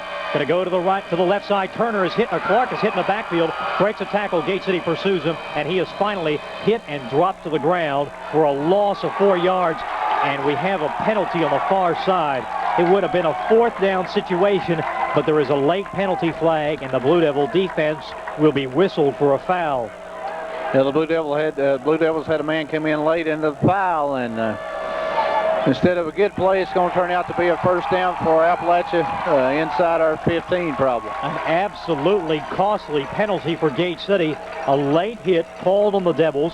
Clark was dropped for a 6-yard loss at the 24, but that will be negated because there is a 15-yard personal foul, automatic first down penalty called against Gate City. And with 11 minutes and 16 seconds left in this game, the Bulldogs lead 8-0. They're on the move, and they have a first down. And this one is going to be 1st and 10 from the Gate City 12-yard line. A big, big penalty. Let's see if the Devils can hold them here. This may be the biggest defensive series of the season at the 12-yard line. 1st and 10 for the Appalachia Bulldogs. Turner gives to Huff around the left side, and Gate City hits him hard and tackles him from the back, slamming him to the ground for a gain of minimal yardage. And it looked like Matt Johnson was there, or actually number 64 of Gate City, and actually couldn't make out the number. Could you see 54, was yes, it 54? Matt Johnson. So Matt Johnson, and Huff gets no yardage. Johnson was playing middle linebacker. Huff had already gotten to the left side when Johnson came flying over there, and with a big burst of speed, he was able to prevent any gain by Huff. 2nd and 12 for the Bulldogs. The clock ticks down, 10:35 and counting. From the Blue Devil 12, misdirection play right up the middle. The Bulldogs surging forward, and the play is stopped after a gain of about 4 or 5 yards. It's within the 10-yard line and down to about the 9. It also looks like here, PJ, Appalachia can pick up a first down inside the 5 at about the 3 and have 1st and goal from the 3. Huff with the carry, and he has about 3 yards. It's going to be 3rd and a long 6 yards. And like Larry said, the Bulldogs can pick up a first down if they get the ball to the 2-yard line. Myers, number 77, the monstrous fullback. They have Clark and Huff as the halfbacks. Here's the cornerback, Turner. Turner is under center, calls him down, and he is going to give to Huff, and Huff is going to pass on a halfback pass into the end zone. It was tipped away by Matt Johnson of Gate City as the pass was intended for Jesse, I believe, in the end zone. Let's see who it was. Actually, it was Chris Mabe who was sliding, trying to make the catch in the end zone. Huff on the halfback pass threw it incomplete, but having a hand in there was Matt Johnson of Gate City. And Benny Wolf came with good pressure from his linebacker spot that probably caused Huff to rush his pass just a little bit, but Johnson was in good coverage and able to deflect it and keep it from being caught. Appalachia calls its second timeout of the second half. Tom Turner has 1 remaining, and he'll come out and talk things over. Here's the situation. It's 4th and 6 for Appalachia. They are at the Gate City. We'll call it about the 10-yard line is where the ball is spotted. For a first down, they have to get to the 2. We have 9 minutes and 44 seconds left in the 4th quarter. There was no score through the first half. Appalachia took the lead in the 3rd quarter at the 8-minute, 8-second mark on a 71-yard touchdown run by freshman quarterback Travis Turner. The 2-point conversion made on a pass from Larry Huff to Jesse, and the Bulldogs lead 8-0. Right now, knocking on the door, and Larry, certainly a big defensive stand right here, could put some wind back into the sails of the Blue Devils. Well, Gate City is fighting 2 things here. They're fighting the clock, and Appalachia trying to score again. If Appalachia's been able to keep the ball here probably for a good 4 minutes off the clock with this drive, and we have it down under 10 minutes now at 9:44, so it's going to be tough once the Blue Devils get the ball back. You know, even if they hold Appalachia here inside the 10, they're going to have to go 90 yards for a touchdown and then tack on the 2-point conversion just to tap. Here's the backfield for Appalachia. Clark is a halfback. The fullback is number 77, Michael Myers. Now Larry Huff is back there. They run a wishbone offense, and there's a flag thrown as the play starts. It's a pitch out to Clark around the right side. He's up to the 10. He breaks a tackle, and he scores the touchdown in the corner of the end zone. Yet there is a yellow marker down at the 14-yard line, and let's see what the call is. Usually when the referee throws that flag, it's usually a legal procedure or sometimes holding. I don't believe it's holding in this case. It is going to be a delay of game against Appalachia. He was talking, the referee was, to the quarterback, Travis Turner, telling him he used too much time off the clock before he started the play. So that's a big one because Clark had scored, scooting around the right side into the end zone from 9 yards out. But the touchdown is negated, and Appalachia moves 5 yards further back. It was 4th and 6 a moment ago. Now it will be 4th and 11. 9:36 left in the fourth quarter. You know, it's a funny sign he gave there, PJ. I was kind of checking the book here to see if we'd see anything else. He only took one hand and touched his shoulder. But I guess that's, you know, I don't see anything in this book here that says it could have been something else. That used to be a sign for illegal participation with 12 people on the field. But evidently you're right, it's illegal. Well, this is a big play. It is 4th and 12 for Appalachia. They have to get to the 2 of Gate City for the first down. Still moving their backfield. Finally, they settle on a T formation. And Turner is going to give on a misdirection. Huff, the halfback, takes it. He looks for Turner. He's open in the corner, and he's got it. Touchdown, Appalachia. It was a halfback pass from Larry Huff to Travis Turner. The halfback to the quarterback, and the Bulldogs have just taken a 14-0 lead on the Gate City Blue Devils. Perfectly executed trickery, and the Bulldogs on top. And I don't believe that's the first time that Appalachia's run that play this year. I believe I read in one of their earlier games where they did the same thing, threw back to Clark. Usually on a play like that, the quarterback's the most uncovered person on the field. He has nobody to cover him, and that halfback pass back to him is usually wide open when anybody throws. He was open. We could see it developing from here, but the Devils were fooled. It's hard to see that because Turner was just drifting out to the left side.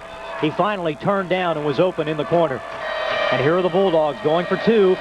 Turner's going to keep it, pitches out to Clark. He breaks a tackle, and the Devils stop him at the 5-yard line. So the 2-point conversion is unsuccessful. 9 minutes, 29 seconds left in the game. The Gate City Blue Devils find themselves down 14-0. It's gut jet time for the Blue Devils as they trail by 2 touchdowns late in the game at Appalachia. Well, the penalty turned out to be a very big play. The Blue Devils had them almost had them on 4th down and had them in deep with quite a few yards to go, and then we got a penalty. Appalachia eventually turns it into a score, and we've struggled all night, not been able to get one score on the board, and to have to come back from 2 touchdowns behind right now might be a little bit too much to ask of these young Blue Devils. Appalachia played for a state title a year ago. The year before that, they won the state championship, so they are an experienced team. And the freshman quarterback takes the pass from the senior converted halfback from quarterback. We told you Huff had 13 touchdown passes a year ago. That pass was right on the money to Turner, so Huff has not missed a beat as he has switched from quarterback to halfback. The Devils send back to receive in Matt Clayball and also John Britt. Here's the kick. It's a high one, going to be short. Fielded at the 14 by Matt Clayball. Far side 20, 25. Gets a block up to the 30, and that's about it for the senior halfback. And he's going to be close to the 30-yard line, and the Blue Devils take over. 1st and 10, moving from right to left with 9 minutes, 23 seconds left in this game. Gate City trails Appalachia 14-0. I would like to give the young man the credit that brought him down on that tackle, but his name's not listed in the book here. So number 2 on the jersey, and the first number they have listed on the lineup is a 3 in Michael Lee. Looks like Tommy Collier, number 2, just happened to have a copy of an earlier lineup. Tommy Collier, number 2, as the Bulldogs on defense. Here's Gate City up the middle. Gibson for about 4 or 5 yards, and he's up to the 34-yard line.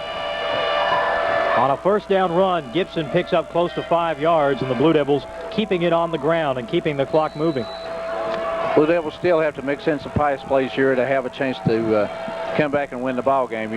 It's hard to put a drive together to be able to get 2 touchdowns in 8 minutes to go. Gibson got him up to the 34.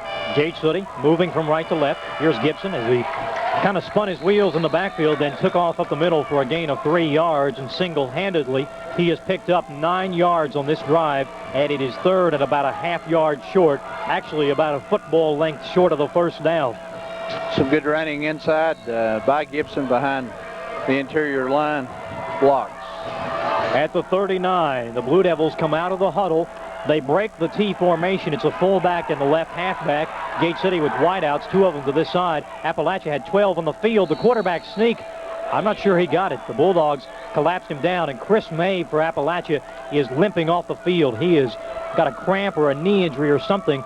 They're going to call timeout to measure for the first down. They have signaled, the marker has signaled first down on the far sideline, but they are going to call timeout and bring the chains from the Gate City sideline. Shoemaker tried the quarterback sneak, and he is very close. The Bulldogs surged and prevented him from reaching out those long arms, and he has got the first down, but it certainly wasn't by much, maybe the end of the football. Did you say Appalachia had 12 men on the field? It looked like they did. Number 23 was bolting off the field. The Appalachia coaching staff was in a frenzy. Yeah, they did, and they had 12 men on the field for a long time after the play was over, too. First and 10, Gate City from the Blue Devil 40-yard line. Here's Shoemaker, takes 3 steps back, looks to his left, fires, nobody there. Britt was the intended receiver. Shoemaker threw to the sideline. Britt was at the near hash mark. Incomplete. It's 2nd and 10. Shoemaker that time didn't have a receiver in that area. Both guys went straight up the field, like you said. Nobody turned out. Evidently, one of those two was supposed to turn out. 7 minutes and 37 seconds left in this game. The clock has stopped as a result of the incomplete pass. Appalachia leads Gate City 14-0. And timeout going to be called by Josh Shoemaker of Gate City. And the Blue Devils use their first or second timeout of the second half. And Nick Colibro will come out and talk things over with his troops. They trail 14-0, and they have it 2nd and 10. It's been a while since Gate City has been shut out. They have yet to be shut out this season. I'm trying to think back when the last time it was. And in recent memory, I don't think they were shut out last year. Maybe 1992. So it's been a while since Gate City has failed to score points in the game. You know, PJ, I'm not really sure either. But something in the back of my mind tells me it hadn't been too awful long. Either, like you said, maybe 92. But I can't really recall off the top of my head when it might have been. But Gate City sure has seemed to really struggle, I think, tonight on offense. They've struggled really on offense for the last 4 games. We've only put very few points on the board in the last 4 games, counting this game. Flanker and a split end are set out wide to the left. Shoemaker drops back, pump fakes. He's under pressure, breaks away from a tackler, fires it out. Man caught it. Hank Clayball in the backfield at the 30, up to the 40, 45, and he's tackled at the 48 of Gate City. Clayball almost didn't expect it. He was nearly tackled for a 7-yard loss, and he converts it into an 8-yard gain. It's going to be 3rd and 2 for the Blue Devils. He almost broke that one all the way that time. If he'd gotten by one more player, he had an open field in front of him. And a timeout called by the official to adjust the headgear of one of the Bulldogs. The ball's at the 48 of Gate City. The Blue Devils, in order to get a first down, have to get to the 50. 7 minutes and 11 seconds left in the 4th quarter. Nick Colibro is motioning something on the sideline, trying to get his team into the huddle. And the Blue Devils finally break out of a little slow coming out of the huddle. They're going to have to hurry to beat the clock here.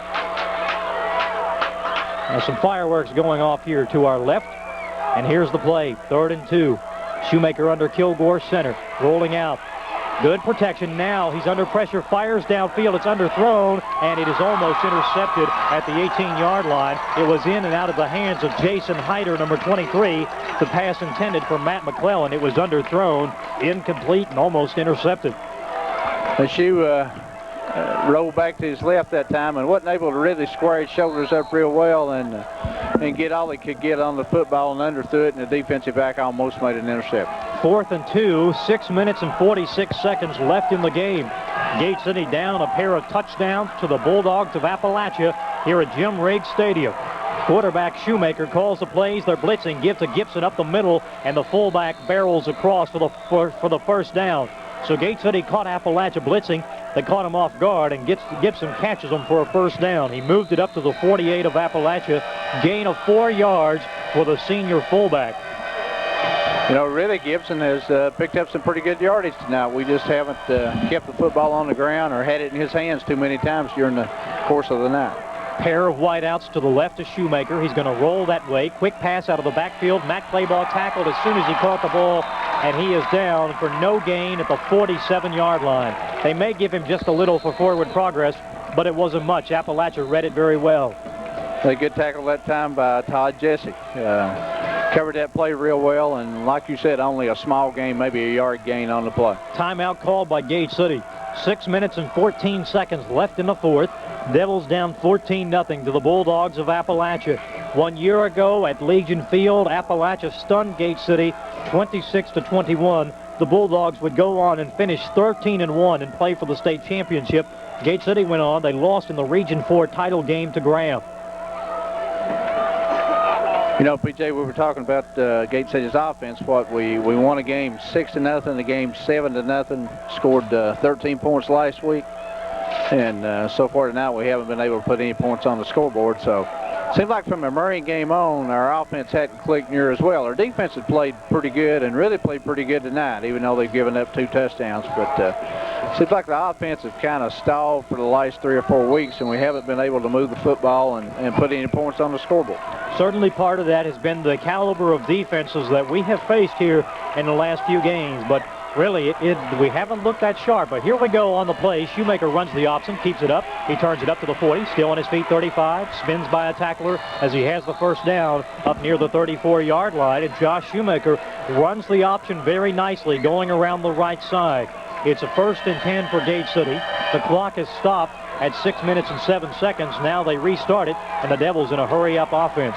Shoemaker under center, I formation, and he's going to run the option. Now it's a play-action fake. Fires down the field, and it is tipped out of bounds. It was intended for Ed Britt at the 5-yard line on the far sideline.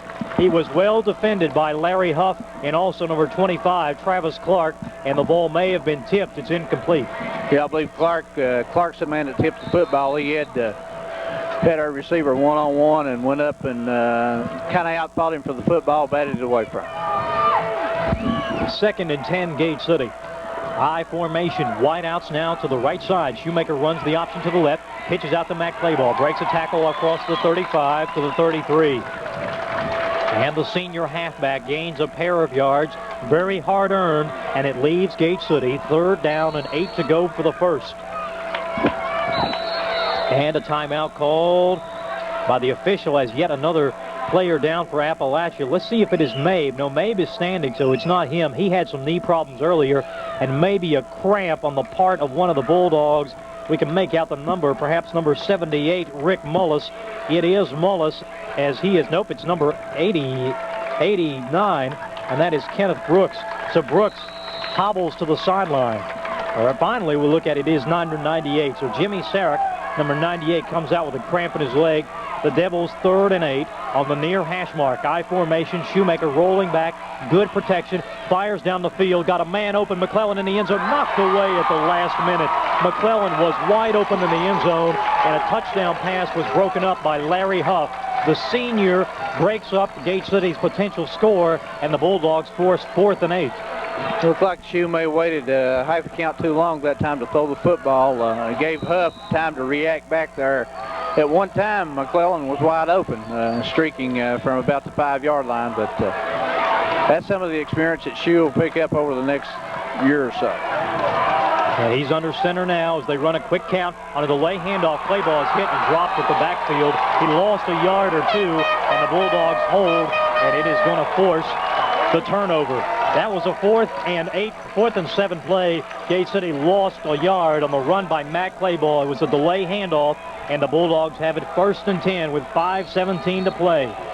Well, that was Mullis that time had re-entered the football. It was still in the football game really, and made the play. He's the young man that intercepted a screen pass against us last year, I believe, and ran it in for a touchdown at Gate City. Well, the Bulldogs will look here to run some time off the clock as it turns. 4:56 and counting. Here's Turner, though. Back to pass. He's pressured. Hit. He fumbled the ball. It was picked up by an Appalachia lineman. Number 58. He's to the 35. 40. Bounces off the tackler to the 41.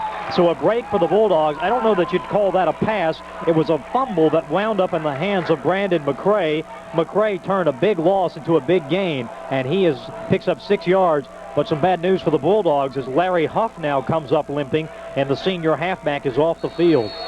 You know, that offensive lineman met one of our linebackers in Johnson that bounced back 2 or 3 yards. That's One of those things that's kind of not been going Gate City's way. We pick that ball off in the air and take it in for a touchdown. There's still plenty of time left to score again. When it rains, it pours, and on such a dry night, it's been a torrential downfall here at Riggs Stadium for the Blue Devils in terms of momentum. Up the middle, running back is up to the 43, and the Devils tackle him as running the football, I think, was number 21 of Appalachia, Todd Jesse. Nope, it was number 11.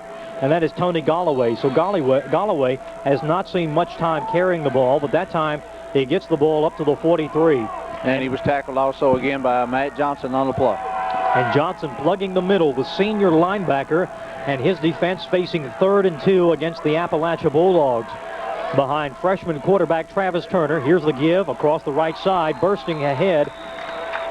And I think maybe a bit short of the first down. Let's see where they spot it as running the football for the Bulldogs. Didn't catch who it was. Maybe Galloway again. And we're going to have timeout for measurement. The ball is about the 46-yard line. They had to get to the 46 in order to reach the first down markers. So the clock has stopped with 3 minutes and 45 seconds left in the game. Appalachia leading Gate City 14 to nothing. They stretch the chains, and it is about 3 or 4 inches short of the first down. So it's 4th and inches for the Bulldogs with the football resting at their own 41. I'd say Coach Turner here will just go ahead and go for it. He has a 2-touchdown lead. If you don't make it, you just give up the football, and Gate City's got the clock to fight. But if you punt it here and Gate City's lucky enough to block it, you're able to run the score in and not take very much time off the clock.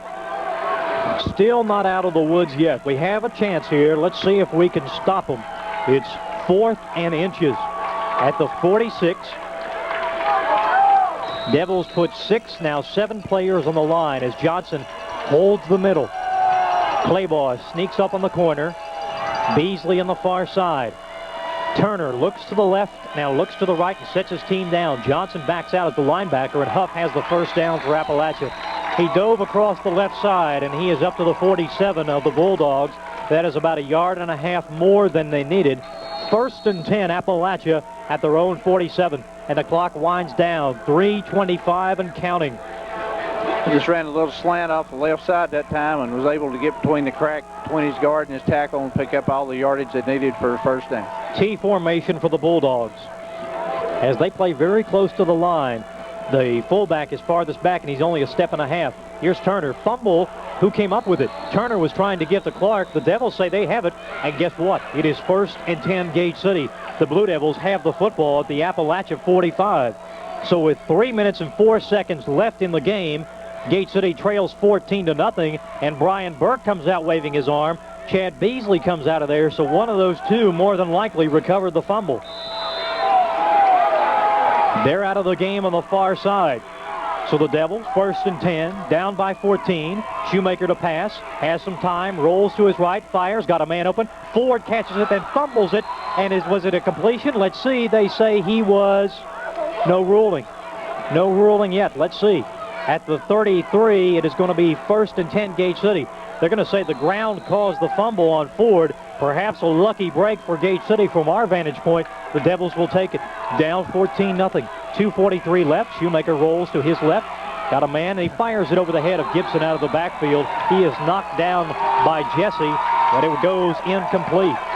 2nd and 10 from the 34. You know, that play's not going to pick up anything if you complete the pass.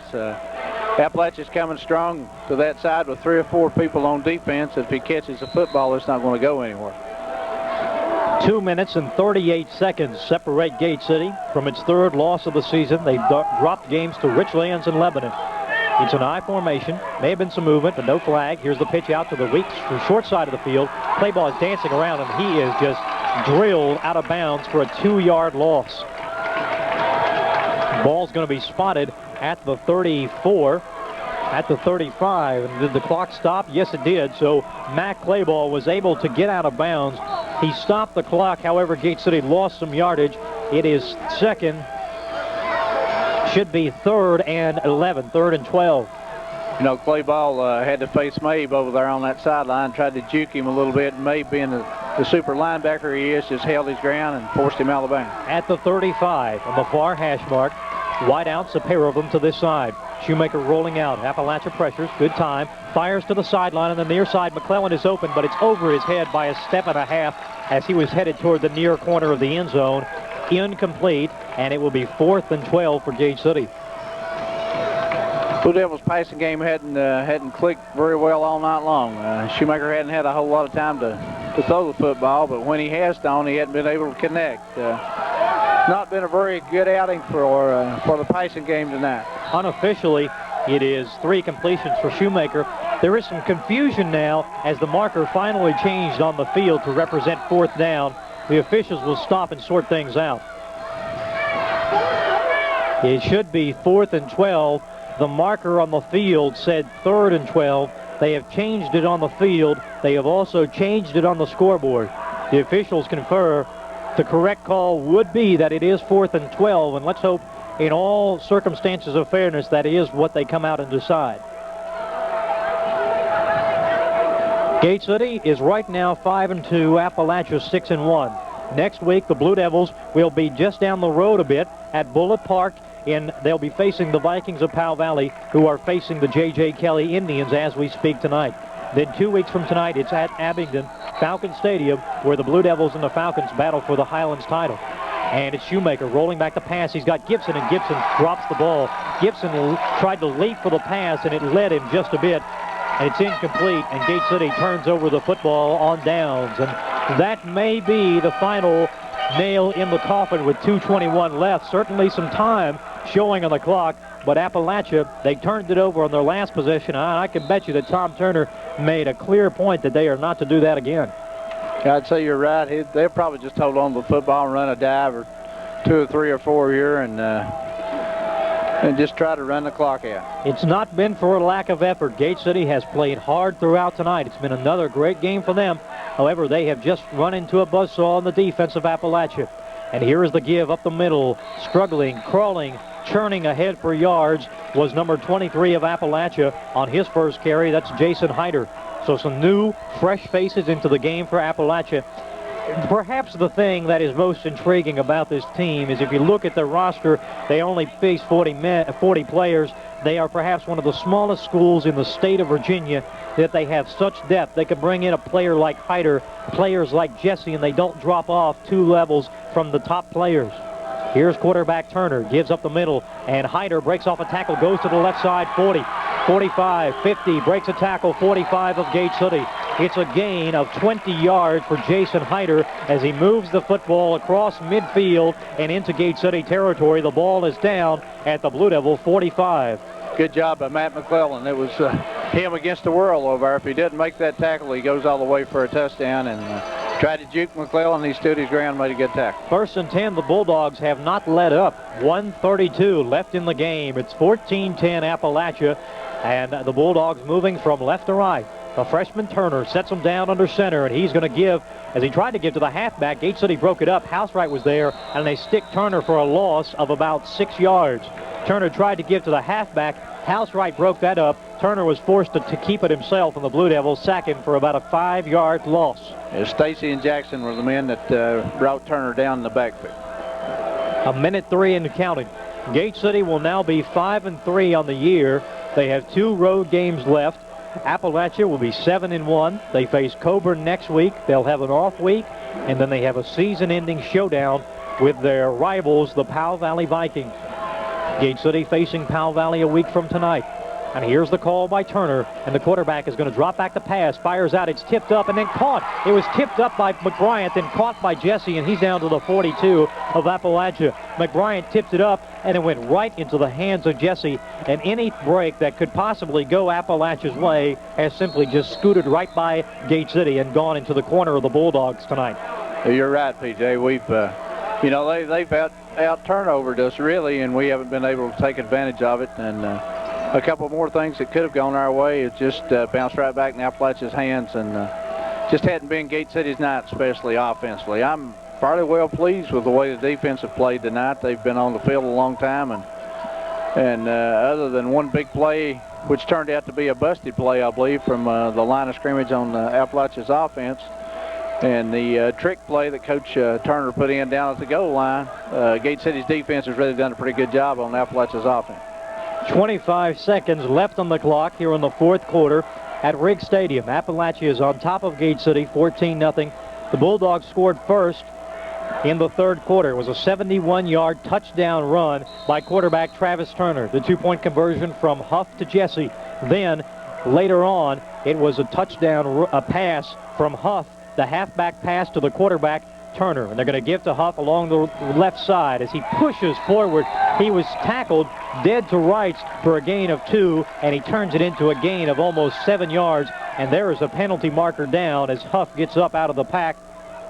And let's sort this one out. It's going to be a personal foul against Gate City.